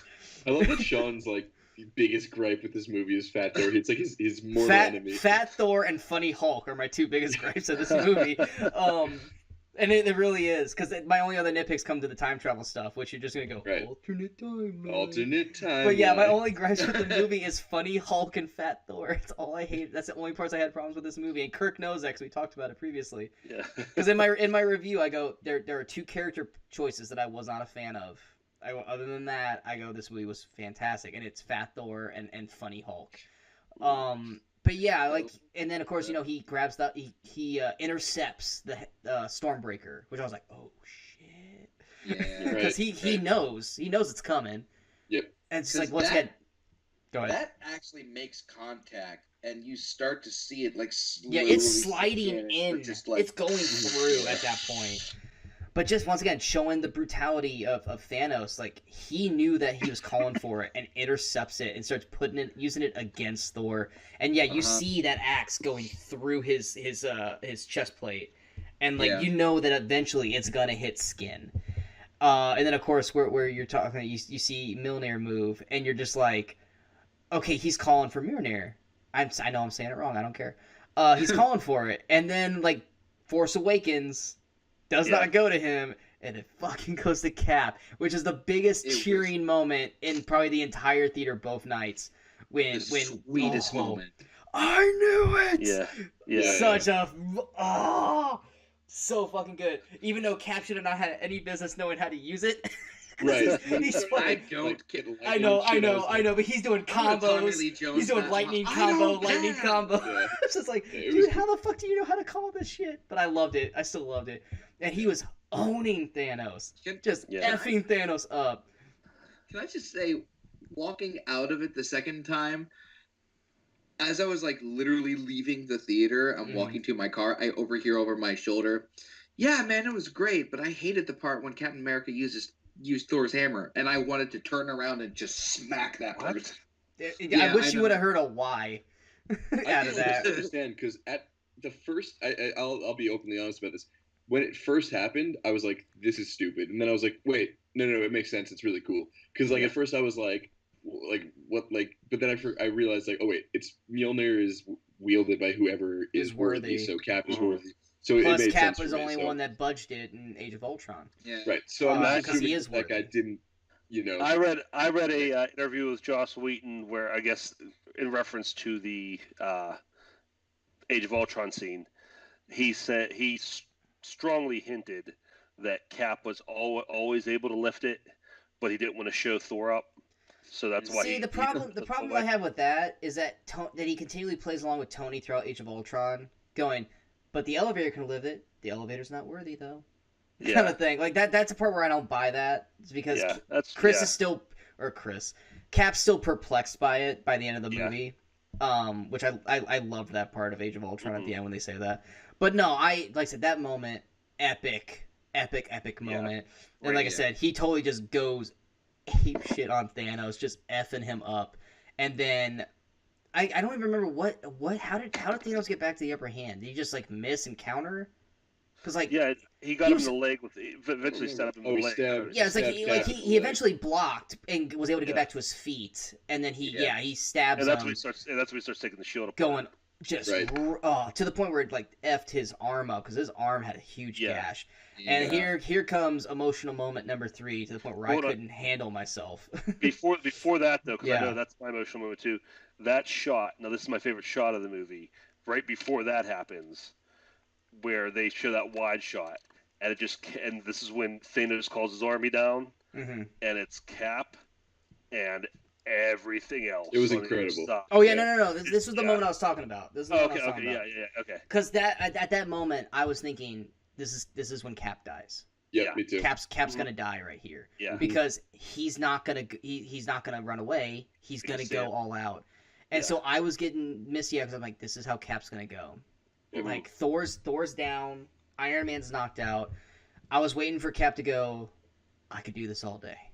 Mhm. And then charge and then die. Like I was Yeah. waiting for that, and so I was getting emotional just from that moment. 'Cause I'm like, oh no, Yeah. this is how he's gonna go out. Because as soon as I saw how mangled his arm was Yeah. because of him breaking down the hammer, Yeah. and this one guy at work was like, how could he have broken the hammer? That hammer's the strongest metal on Earth. Yeah, the shield? but yeah, I was like, yeah, but it's fucking Thanos, and Thanos was pissed. It's like, Yeah. hey, And Thanos was that's- off on him. And that's call back to the Age of Ultron vision Yeah, that Tony had. where he because had the shield was cracked like that. Yeah, yeah. But yeah, I was about ready to just like lose it when I thought Cap was gonna die. Because like, and that's what I said like during our video that didn't get to air because of sound quality. I'm not a big Captain America fan, but I love Captain America in these movies because of how Chris Evans does it. And He's so I was good. ready to just ready to just die when I thought he was gonna die, and then of course we get the Cap, it's Sam, on your left, and then just holy And then yellow sparkle, sparkle, sparkle, sparkle. yeah, sparkle, holy sparkle. fucking shit. And again, this moment, silent. Yeah, Yep. silent, Silence. and you just get Okoye, Black Panther, and Shuri walking out, and of course everyone in the theater that were Black Panther fans losing their effing mind, and I'm just like mouth dropped open like, Yeah. and then of course and what got me, I was like, oh my god, this is epic, but then the emotional weight of thinking that Cap was gonna die, and then seeing Peter come back. Yeah. Like as soon as you saw Spider-Man swing in, that's when I started to like lose it. Because that's when I was like, the emotional weight is too much. That's the exact shot. I'm right there with you. That's exactly where it got to me because I think it was from that moment, like I was talking about the scene where they're coming up on him. Yeah. Just the weight of that, and then then Cap getting the hammer, and then that shot of him against everybody and thinking what's going to happen here, and then everybody coming back. That's where it hit me. Everyone just boom, I- boom, yeah. boom. Yeah. It was just like And can I just emotional say, punch, before we move emotional on- punch. Before we go too far into this, I just want to say I am so proud of them for not having Black Panther say Wakanda forever. Yeah. I was like, Yeah. I so did worried. love that he goes Mbambe! Sure, Yeah. that was cool, I love that but, they like, brought the chant back. Oh, I thought Yeah. they were gonna walk into the Wakanda forever, and everyone in the audience would lose their minds. But like, Yeah. It's I not hate how much Wakanda they- at that point. it's- It's New York. right, I'm just so glad they didn't do that. Oh I no, was so happy. I love the Mbambe chant. Yeah. And then of course, then you have the Doctor Strange group. I can't remember what they're called. Doctor Strange's group with Wong. Yeah. Them all all show those up. guys coming All up, the yeah. Guardians show up. There were some ships that popped in. I was like, I don't know who these ships are. I think they Were they Wakanda ships? I think they were. they were Or they were Wakanda Wakanda ships. Okay. Yeah. That was the other thing too. Sidebar. As I was watching this, I'm like, who's missing? Who is not in this movie? And Greer, General Bobby Thunderbolt Cannavale. Ross. no, he was at the funeral. I know he was. No, I'm talking about not particularly in this shot. I'm talking about who from the Marvelverse that we know is alive or snapped did not pop up in this film. Sif was one. Nakia. I can't remember his name, but Martin Freeman's character. Everett Ross, Yeah, those three didn't show up, and then there's one. Greer, Tim and Blake Bobby. No, I'm Cannavale. talking about like actual people who could have contributed to the fight. And Agent 13, Sharon Carter. Oh, right. None of them. I was like, where the hell are they? Especially But also, Nakia, like- because Nakia wasn't even in an Affinity War. At least they brought Angela Bassett back for this one, for the last shot. But it's like, where the hell is Nakia? I do like- think that like a couple of those characters probably would have just gotten killed immediately. Like Everett Ross. No, even that's did, no, like, that. Well, yeah, but he could have been flying one of the ships because we've shown that he can fly the ships. Sure, yeah, he could have. But like, no, that's why Nick Fury and Maria Hill weren't there. 'Cause, yeah, they would have died Right. instantly. But it was, that's what I was wondering. Like, where's Nakia? Where's Sif? Lady Sif? We know. We were told that she lived through Ragnarok. That she just was somewhere else. Yeah. And so she didn't show up at all in this. and I was like, okay, is this because she's doing Blind Spot? They couldn't get her? Because we haven't seen her since Thor 2. Well, we haven't seen her since Agents of S.H.I.E.L.D. She did pop up on Agents of S.H.I.E.L.D. after Dark World. But it was just weird that they, like, those are the only ones I can think of that did not show up in the film. Yeah. And mainly Black Panther way. Like, it was just like, I understand people forgetting about Sif. But it was just like, where was Nakia? Like, it's like, that's Black Panther's girl, and she's a fighter. She wasn't in either film. There's something about Lupita Nyong'o that she doesn't seem to appear at, except for once in any series that Like she's franchise. in. Yeah, any franchise. So she's like Vin Diesel before he finally gave up and started doing Fast and the Furious again? Probably. She might have been doing Us at that point too. That might have been filming Yeah, something. but I mean, you only need her for like a day. Yeah. You need her to just stand there in front of the green screen and maybe do the other scene where they show Wakanda at the end. Like, you don't need her for long. Like, she could have just like literally walked out for a day and done it. Yeah. Well, the reason I was Probably okay with her could've not done being there it is for because a she wasn't in Infinity War, so it was like... That's what bothered me is why she wasn't in Infinity War. Yeah. Sure. Well, neither is Daniel Kaluuya's character. That okay, that's another one. But he's like a third or fourth tier character. Nakia is like a second tier character. We can argue that later. Dude, she literally fights Killmonger. Daniel Kaluuya doesn't even fight any of the main characters except for M'Baku. And M'Baku's a third tier character, and he's in it. I love M'Baku. Second, because I was looking for him. He's like... No, I'm talking about in terms of Black Panther, he's a third tier. Because he's I just... know, but still. Yeah, no, I love M'Baku, and I'm glad that he showed up. I was so happy when he popped up. Even though he doesn't have a single speaking line outside of Bombay. You want to know? He Mike? could have called Lupita Nyong'o from the set of Us. He could have been like, Yeah, he could have. hey, If I show up, I'm you leaving, show let's up. go. Yeah. Because he was in Infinity You War. want to carpool? And he survived the snap. Yeah. What were you going to say, Andrew? I just wanted to talk about how expertly the fight was shot. Like, we're gonna get to the fight. But who else lost their shit when Cap said Avengers Assemble? I did, yeah. And then Yeah, the fight, was I was, and the score came in, and I'm not a huge fan of that score, but just the way that moment, the history behind it, yeah, I lost at that point too. I was just like, I was in an emotional wreck from thinking that Cap was gonna die all the way to the point until Clint goes, "What do you want me to do with this thing?" Like from there to there, I was just like, I don't know. Like the first night, second night I was better. The first night I was just like an emotional overload wreck from that point to that point until Clint like snapped me back into it. And then of course you have, and I know this is part of the battle, and this is not going to take any away from Andrew's saying, but then of course the first reaction of Peter and Tony. Yeah. Oh Jesus! Like that killed me, like in a good way. You know, like, I don't know what's going on, and then this, oh, this is nice, kind of thing. But yeah, so the battle, go, Andrew, go. The way that this was filmed is so beautiful. The way that the camera moves, and it's not so fast that you're losing anything. You're still able to absorb everything that's going on. Just by the way that this camera's moving throughout the entire fight was kind of breathtaking in that sense. Russo brothers know what the hell they're doing. Yeah. Yeah. We finally got that. Which is We finally got great that goddamn considering- shot. That shot of all of them running the way I said that together. we needed to see, and we got it. And Yeah. it was spectacular. Choreographed beautifully. Yeah. It's so great to see this because if you look at the Russo brothers like early stuff when it comes to the fighting, the editing's off. They're kind of trying to do that almost Taken like cut Like cut, close contact, boom, like Born Identity. Like close Yeah. contact. Yeah.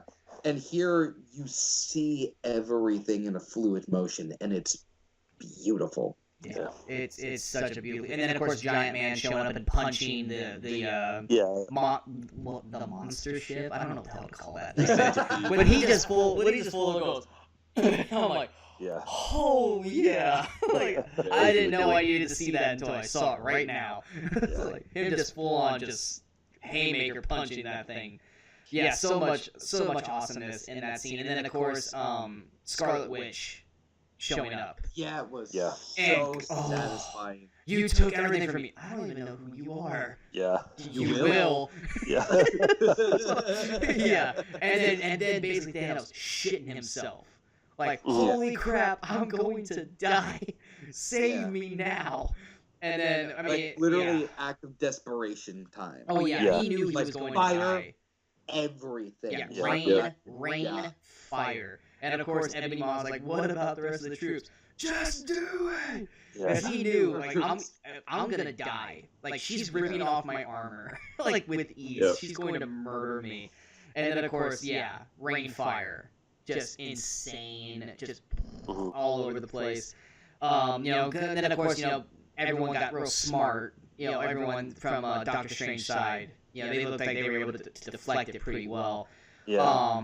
But yeah, so there was one point where like even the rain fire was countered beautifully by them, as long as everyone was around them. you know, don't made it too easy.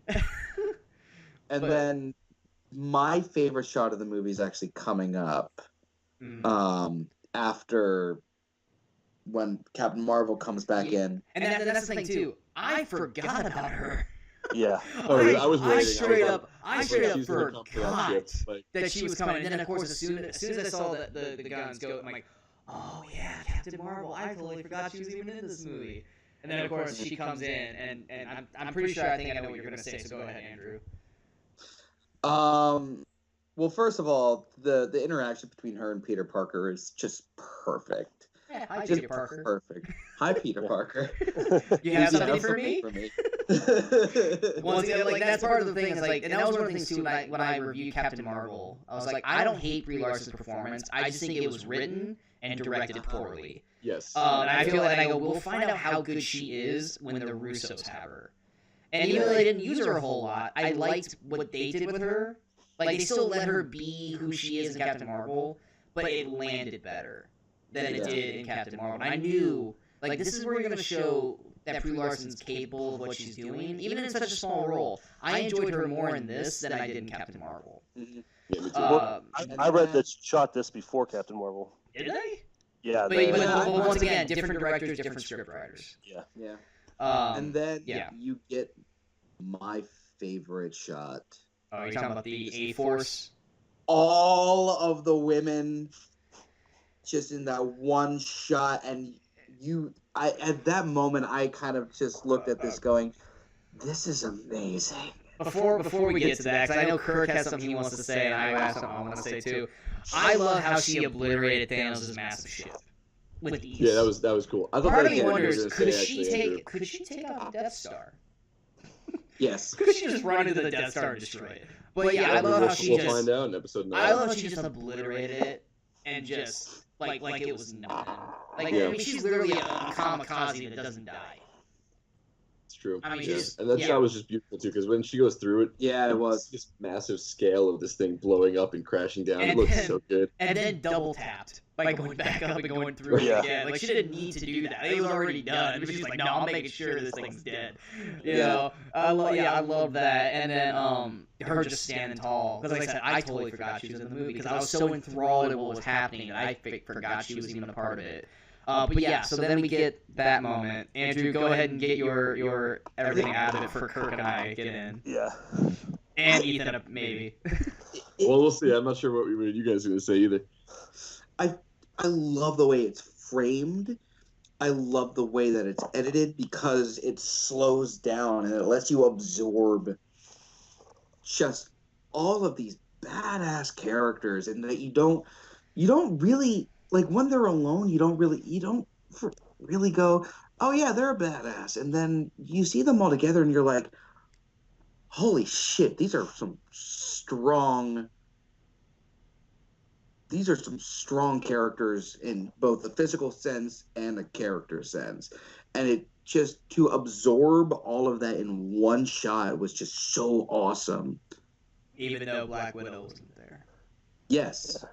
Which that was the biggest crime of that shot, was that they didn't have Black Yeah. Widow there. That's fair. That was also the moment that I realized Nakia But wasn't what do there. you I want? was like, Do where's you hold up Nakia? a picture of her? No, I get it. It was just like, to have that shot and to not have Black Widow be a part of that just felt wrong. It's Like I sucks. get it in I terms. guess I get it in terms of the story. I'm not saying that they shouldn't have done it, Andrew. I'm just saying that like to not have Black Widow be a part of that moment felt wrong. That and I don't know if Kirk's gonna go to this. I'm sorry. No offense to any of those girls, but literally only two people that would have survived that onslaught would have been Captain Marvel and Scarlet Witch. All those females would have gotten obliterated by that group that was coming at them. Really? Because Pepper had that special suit. Wasp could have gotten away because she could have gotten small. Pepper By the could have way, potentially her- survived. Yeah, her tip to the hat. That shot was my favorite out of all of them. I also love the callback to Wasp, Ant-Man and the Wasp, where she calls Cap. Cap. That was beautiful. Yeah. And then she looks at Ant-Man like, yeah, I did it too. Yeah, I love that. Here's my take on that scene. And Andrew, I can see you like chomping at the bit over Oh, he there. wants to. I got myself out of the way. I hate to disagree with you with this, because the thing I love about this battle is that you have all of these characters getting like these really organic moments, character moments, and then Captain Marvel should.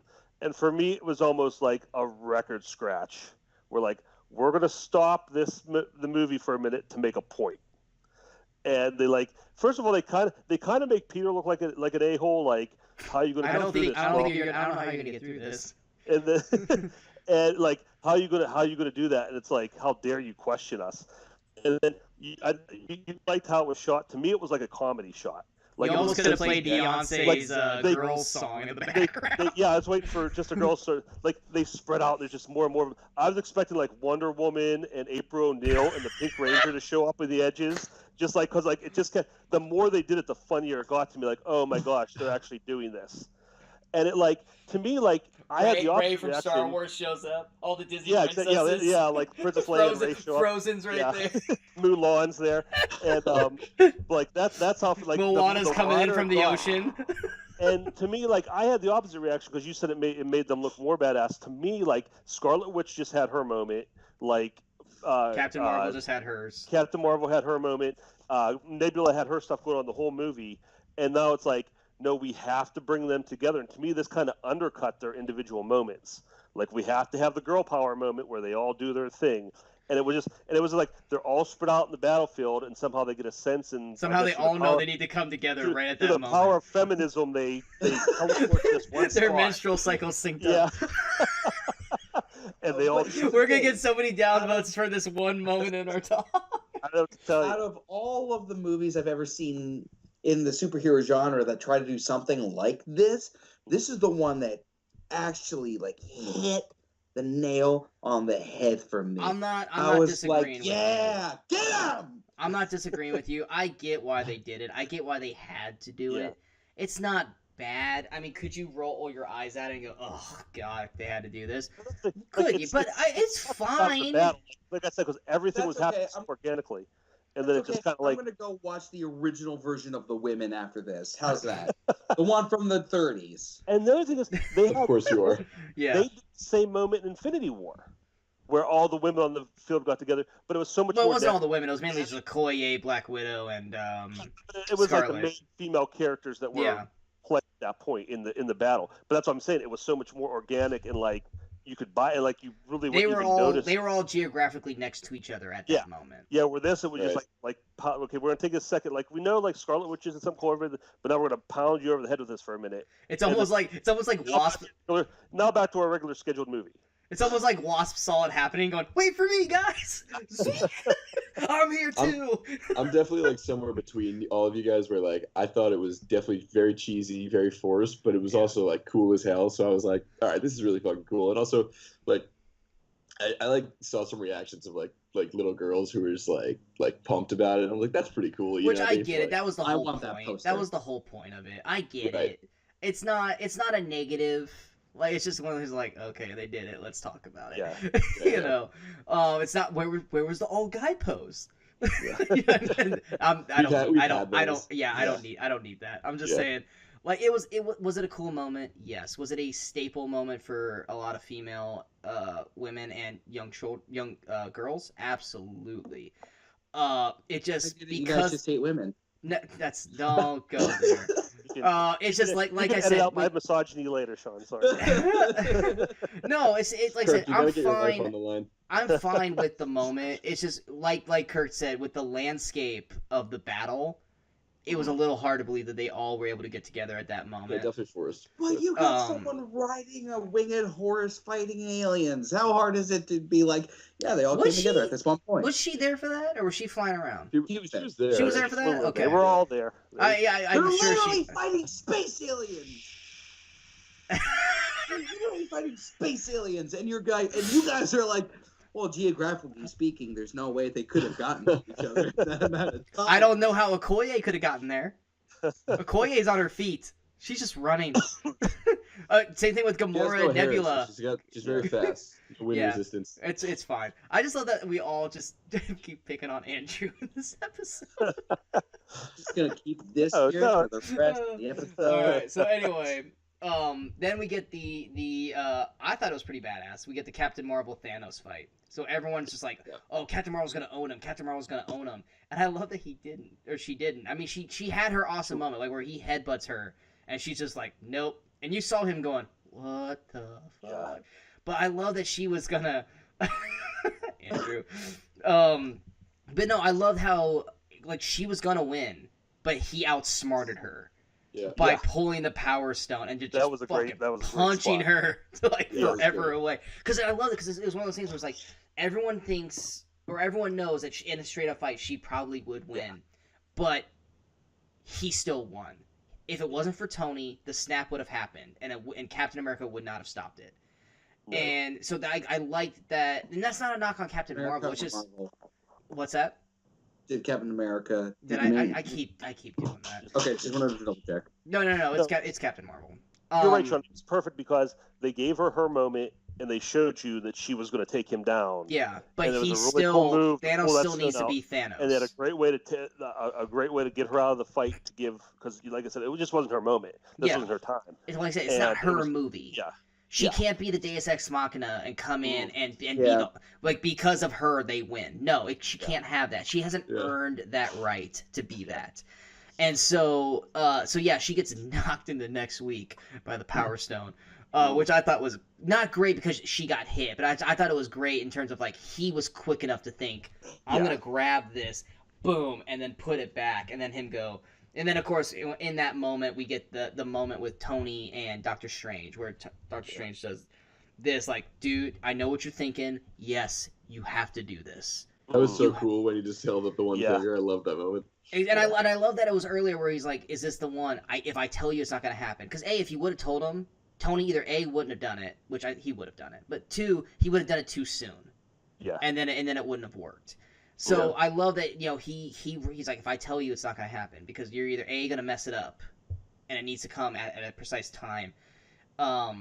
But yeah, and I love that at that moment, Tony realized he had to do what he had to do.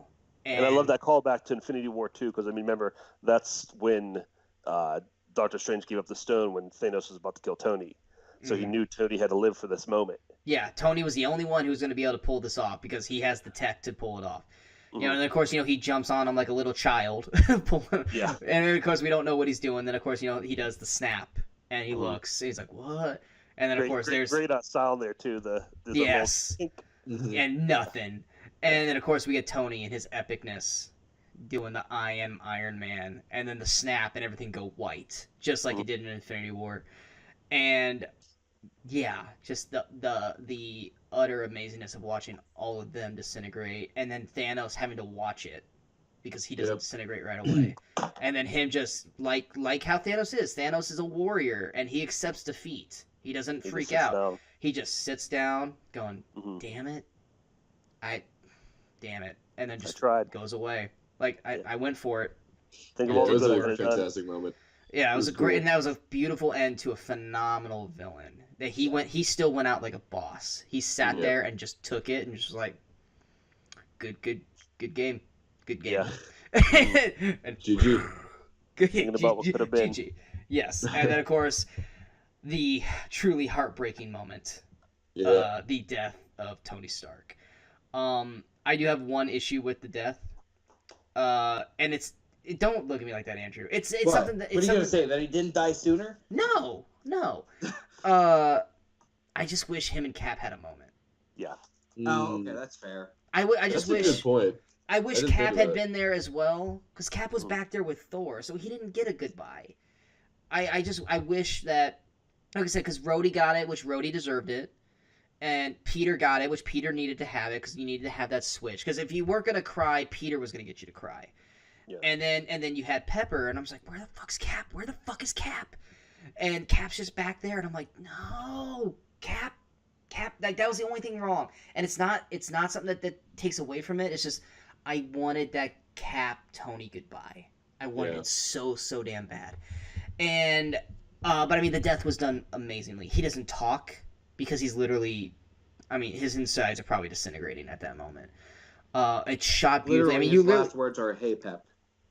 Yeah, and you literally can see, like, in the shot, like, his face is going, like, you can see that the burn growing. Off, yeah, it's growing in his face further, because, like, when he first goes down, like, his eye's fine, but then by the time Pep shows up, like, it's over here. Like, it is growing on him. Yeah. And, and then when she puts her hand on his chest and it says critical, and then, she stays strong. And then, once again, call back to earlier in the film, we're gonna be okay, you can rest. And then he just immediately goes. Like, it's not like a or he doesn't say like a no, he goes Just beautifully. Yeah, and I kind of also love, like, I get what you're saying, why you want that Cap and Tony moment, but like the fact that they didn't get it kind of like even strengthens all the stuff that they had before this, because like it's so heartbreaking that their relationship was so damaged that they could never repair it. I know. I just wanted it. Of course. Cap never gets to say goodbye to anybody. Yes. Damn it. But yeah, and then of course Sam Peter. and Bucky. Well, I mean that at the end. I'm talking about before that. I'm talking about when they die. He didn't get to say goodbye to Peg. Like, Peggy just died. Like, he didn't get to say goodbye to her, and he didn't get to say goodbye to Tony. And technically, he didn't get to say goodbye to Bucky when he died the first time. He just fell out of a train. But yeah, and then of course, Peter's moment was heartbreaking. We won, or we didn't. And then him just uncontrollably and having to have Pepper pull him off, so Pepper could have her moment. And then of course, her staying strong until Tony died and then she broke. Which I thought was fantastic because she didn't want to break in front of him.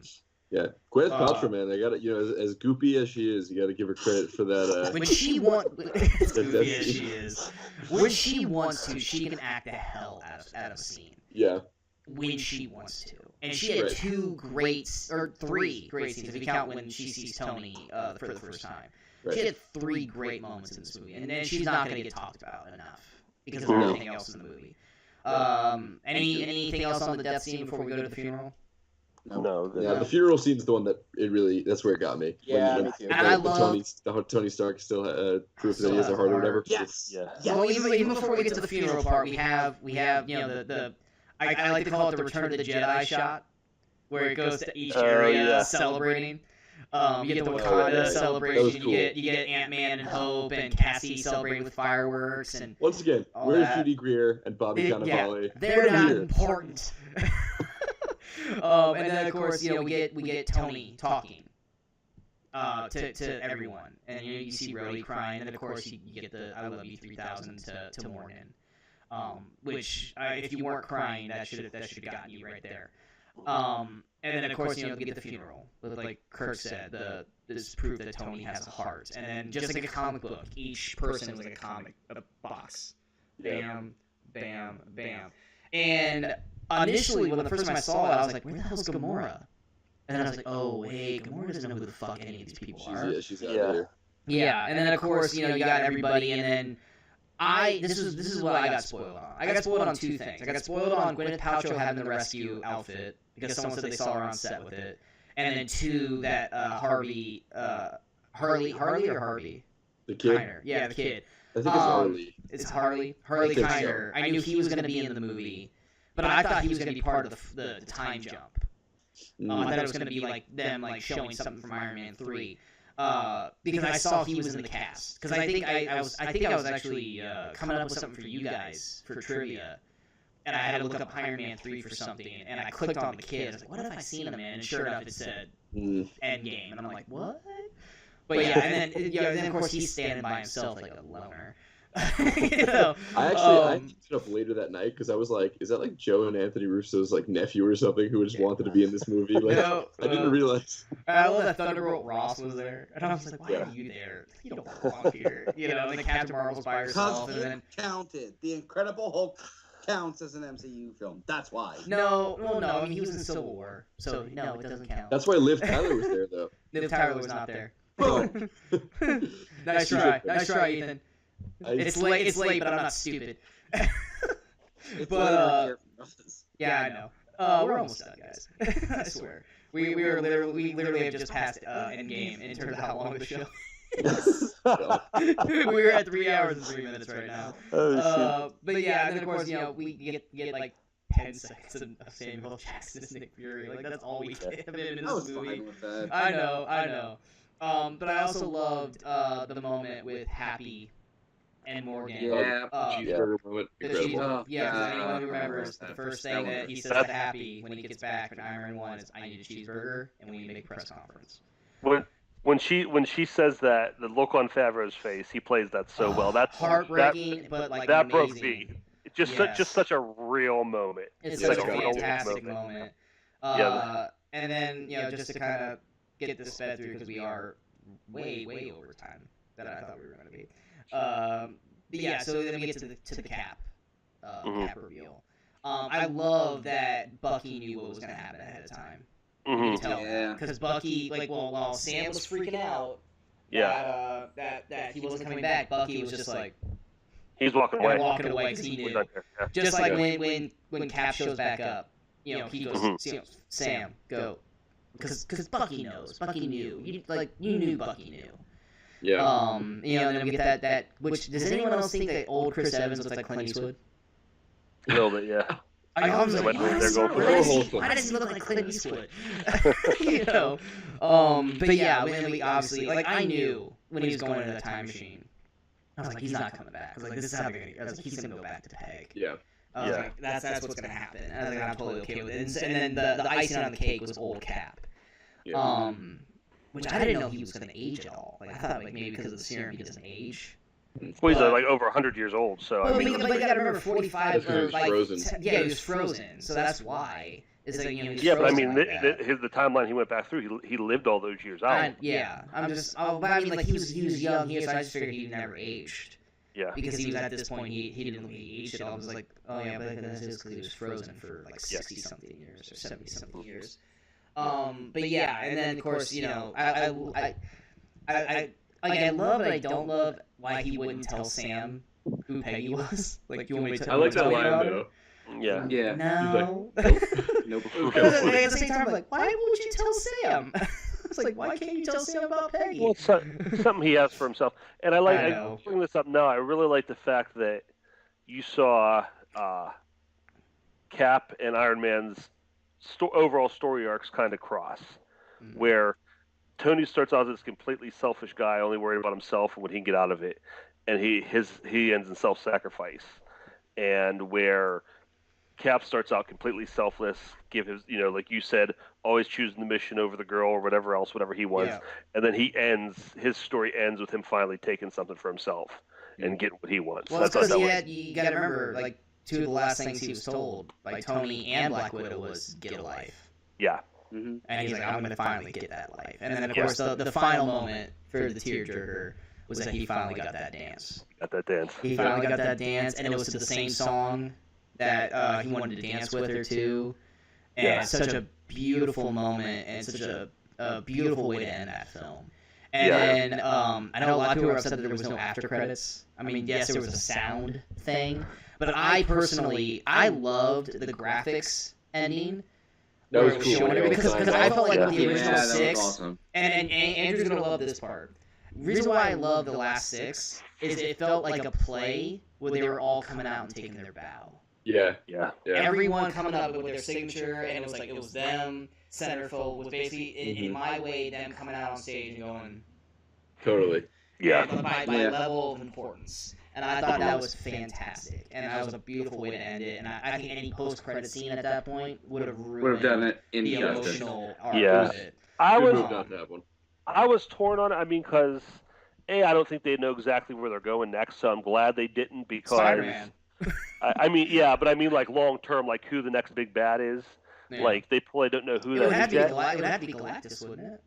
I don't know. That's, Or Chiwetel Ejiofor's character from Doctor Strange. No, what Yeah. about big bad like Thanos? Big like bad? the Thanos, who the next Thanos. It would have to be Galactus, wouldn't it? But it's gonna. I don't know if they'll go cosmic again, but whatever it is, like I don't like because I mean Thanos. If you Plus, do, you need to have Fantastic Four if you're going to do that. yeah, and Yeah. I thought maybe it would be like a little Coming in different or something. 2023. Could be Doctor Doom. Yeah, Or it could be Yeah, Apocalypse. I would assume it's Apocalypse also. yeah. But I would say It'll that, be enough time will pass that it'll be okay. But overall, I'm okay. I was okay with it because, again, going back to the very beginning of our conversation, talking about the Stan Lee tribute, it was about these characters. Yeah. And, they wanted you walking out of the theater talking about these characters, not, ooh, what comes next. So, in the long run, although I missed the tradition of the end credit scene, I understand why they didn't do it, and I ultimately agree with it. Yeah. Does anyone want to say anything about the Stan Lee cameo? It was fine. It was my favorite Stan Lee cameo.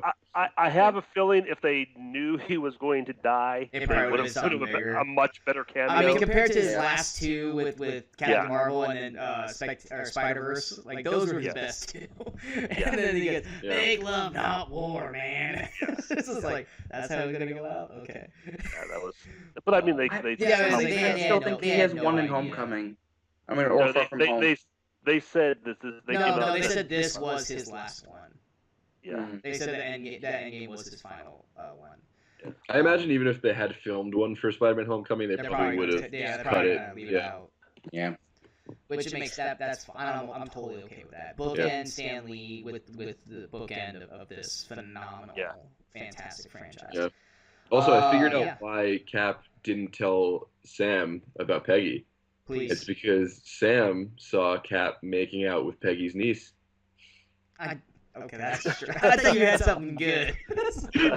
No, I thought you had something good. Sean, You it just gave me a is joke. late. It has been a long. I know. I was like, oh, Ethan's got to get up me. in 4 hours.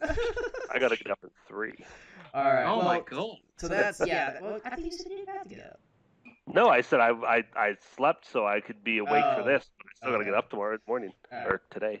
Well, this isn't important to the video. But yeah, so that's the Avengers story, guys. Does anyone have any? I mean, we were gonna talk about time travel, but I feel like Ethan's just gonna go alternate timeline. Well, they gave you the breezed over it, your future self and your past self and blah blah, and that's like code words for. We totally didn't even talk about Hulk and the Agent One. Yeah, we totally left that out. But I mean, when they give you that, that's their way of saying you're not going to change anything and don't think too hard about it. Right, totally. The only thing that I had a question on is if he's bringing the Tesseract back to 1970, would that then in turn not have had Loki get away with it then in 2014? Sean. Alternate timeline. I know. That's where my brain was going. Was like, it depends on what the Loki. Yeah.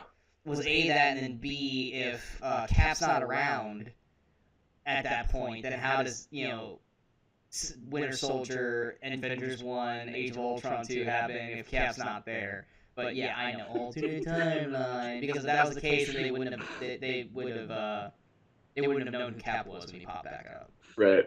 So I get it. It's just Well, I mean, any time travel movie. Oh, and then of course, last but not least, Thor joining the Guardians. Oh, that was cool. As Guardians of the Galaxy.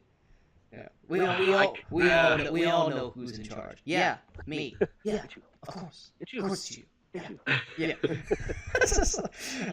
That was great. I hope he's in the third one, and I hope he's back. You sure? Because Sean, it'll probably be funny. There'll probably be lots of jokes. Are you sure you're okay with that? I love the Guardians. It's the Guardians. It's fine. It's just better not be Fat Thor. It better be slim down Thor. He will be. He'll be slim again. Yeah, he doesn't have to have a six pack. Hemsworth is not going to want to wear that fat suit that whole time. Yeah. Yeah, it's not happening. But I mean, that's the thing too. Is the Guardians 3 now going to be what? I didn't hear a word of that. That's okay. Good. It's a good. I said Fat Thor will return in Guardians. Oh, shut up. but yeah, I mean, it's one of those things too. Is like when we go into the Guardians 3, is the whole storyline going to be about getting Gamora back, or is it going to be about Adam? I think it'll be. I think it'll tie Both. together. I think it'll be Both. both. Yeah. So one theory going around is that the reason why Gamora is gone is that they think that she got snapped. Yeah, I think they would have shown that if that was I the think case. so too. Yeah. Like, that's think not so, like an too. off-screen thing. Because that's why they're doing the searching, and he wasn't finding her right away. Was because Right. of that. But then again, how can you track someone who you don't have a tracker on? Because once again, this Gamora was pre-Guardians. Yeah. Right. So yeah, like I said, Guardians 3 looks like that. I mean, I'm excited where that's going to go with Thor being a part of it. But then but then he's got to break off with them at some point if you're going to have Thor 4. If they decide to go Thor 4. I don't think they're gonna have Thor 4. I think they're done with We- Thor. But if they do, So they they're just should gonna make combine him with the Guardians now. You think? Probably, but they should title it 4HOR, like when they stylize Thor the 4. title. If they do that, I was thinking P4OR. yeah. But yeah, either so- one of those stupid variations. Yeah, exactly. So, Kurik, any last thoughts before we cut this? No, I was like I said. I mean, going back to what I said at the very beginning, they finished this up perfect. There's nothing more I could really ask for. Perfect, Ethan. Yeah, no. I mean, what Kirk said, and also like I was 12 years old when the first Iron Man came out, and like Shut up, Ethan. I've been like watching these literally like my entire adult life and like teenage life so far. So like it was cool just having it wrap up and seeing the end of that, and it was completely satisfying. Andrew.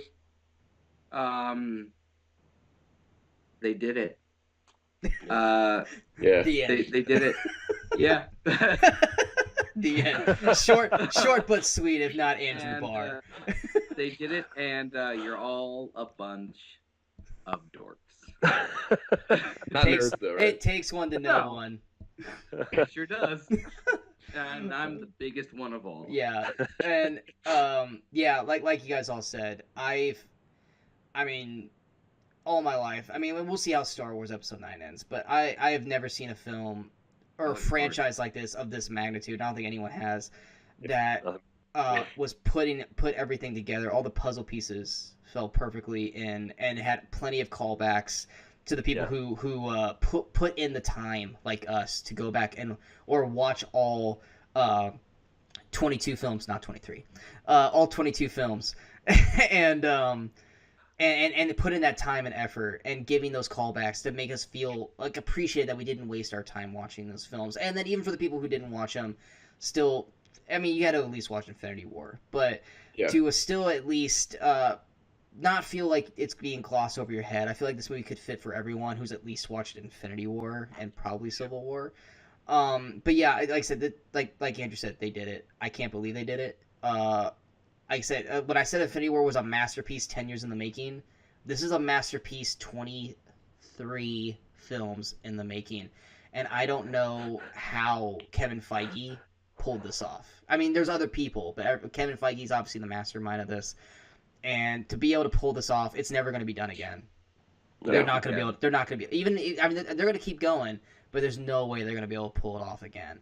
And even then, it'll be another 10, 12 years anyway. But I don't see it pull it off again because they're not going to have this cast to pull it off. And that's nothing against Holland or any of the Guardians or Brie Larson. It's just they're not going to be able to do it. And that's why we spent so long talking about this movie. I know we went really, really long, but when you get a movie that's got so much in it, it's a great movie to dissect. And I hope you guys stayed with us or at least watched this in parts, because I know sitting here for 3 hours and 17 minutes is quite a chore. But I hope you guys enjoyed the video. I hope you guys enjoyed the new edition of co-hosts. These guys will be popping up as well as some other people throughout now. We're going to be bringing in some like actual topic discussions, talking about stuff outside of reviews. So be out on the lookout for that. Don't know what we're going to do next, but we definitely will have something coming soon with these three gentlemen and then some other people who just weren't able to be a part of the video tonight, which would have made the video that much longer. Yeah, I know. But yeah, if you guys like this video, go ahead and hit that like button. If you guys feel like this video is worth sharing, go ahead and hit that share button. But most importantly, don't forget to hit that subscribe button to the channel so that way you guys stay up to date with all the latest videos that pop up on Sean's Movie Crusades. And also don't forget to follow us on all the social media outlets you see at the end of the video. My name's Sean Waskrug. God damn it. That's Kirk. I'm pointing to the wall right now. That's Kirk. That's Ethan down. That's Ethan down. I don't know where I am. Lower corner. That's Ethan. Below me is Andrew. Hey, at least we got a good laugh to end the show. And until next time, until I see you guys, good morning, good afternoon, and good night, Movie Crusaders.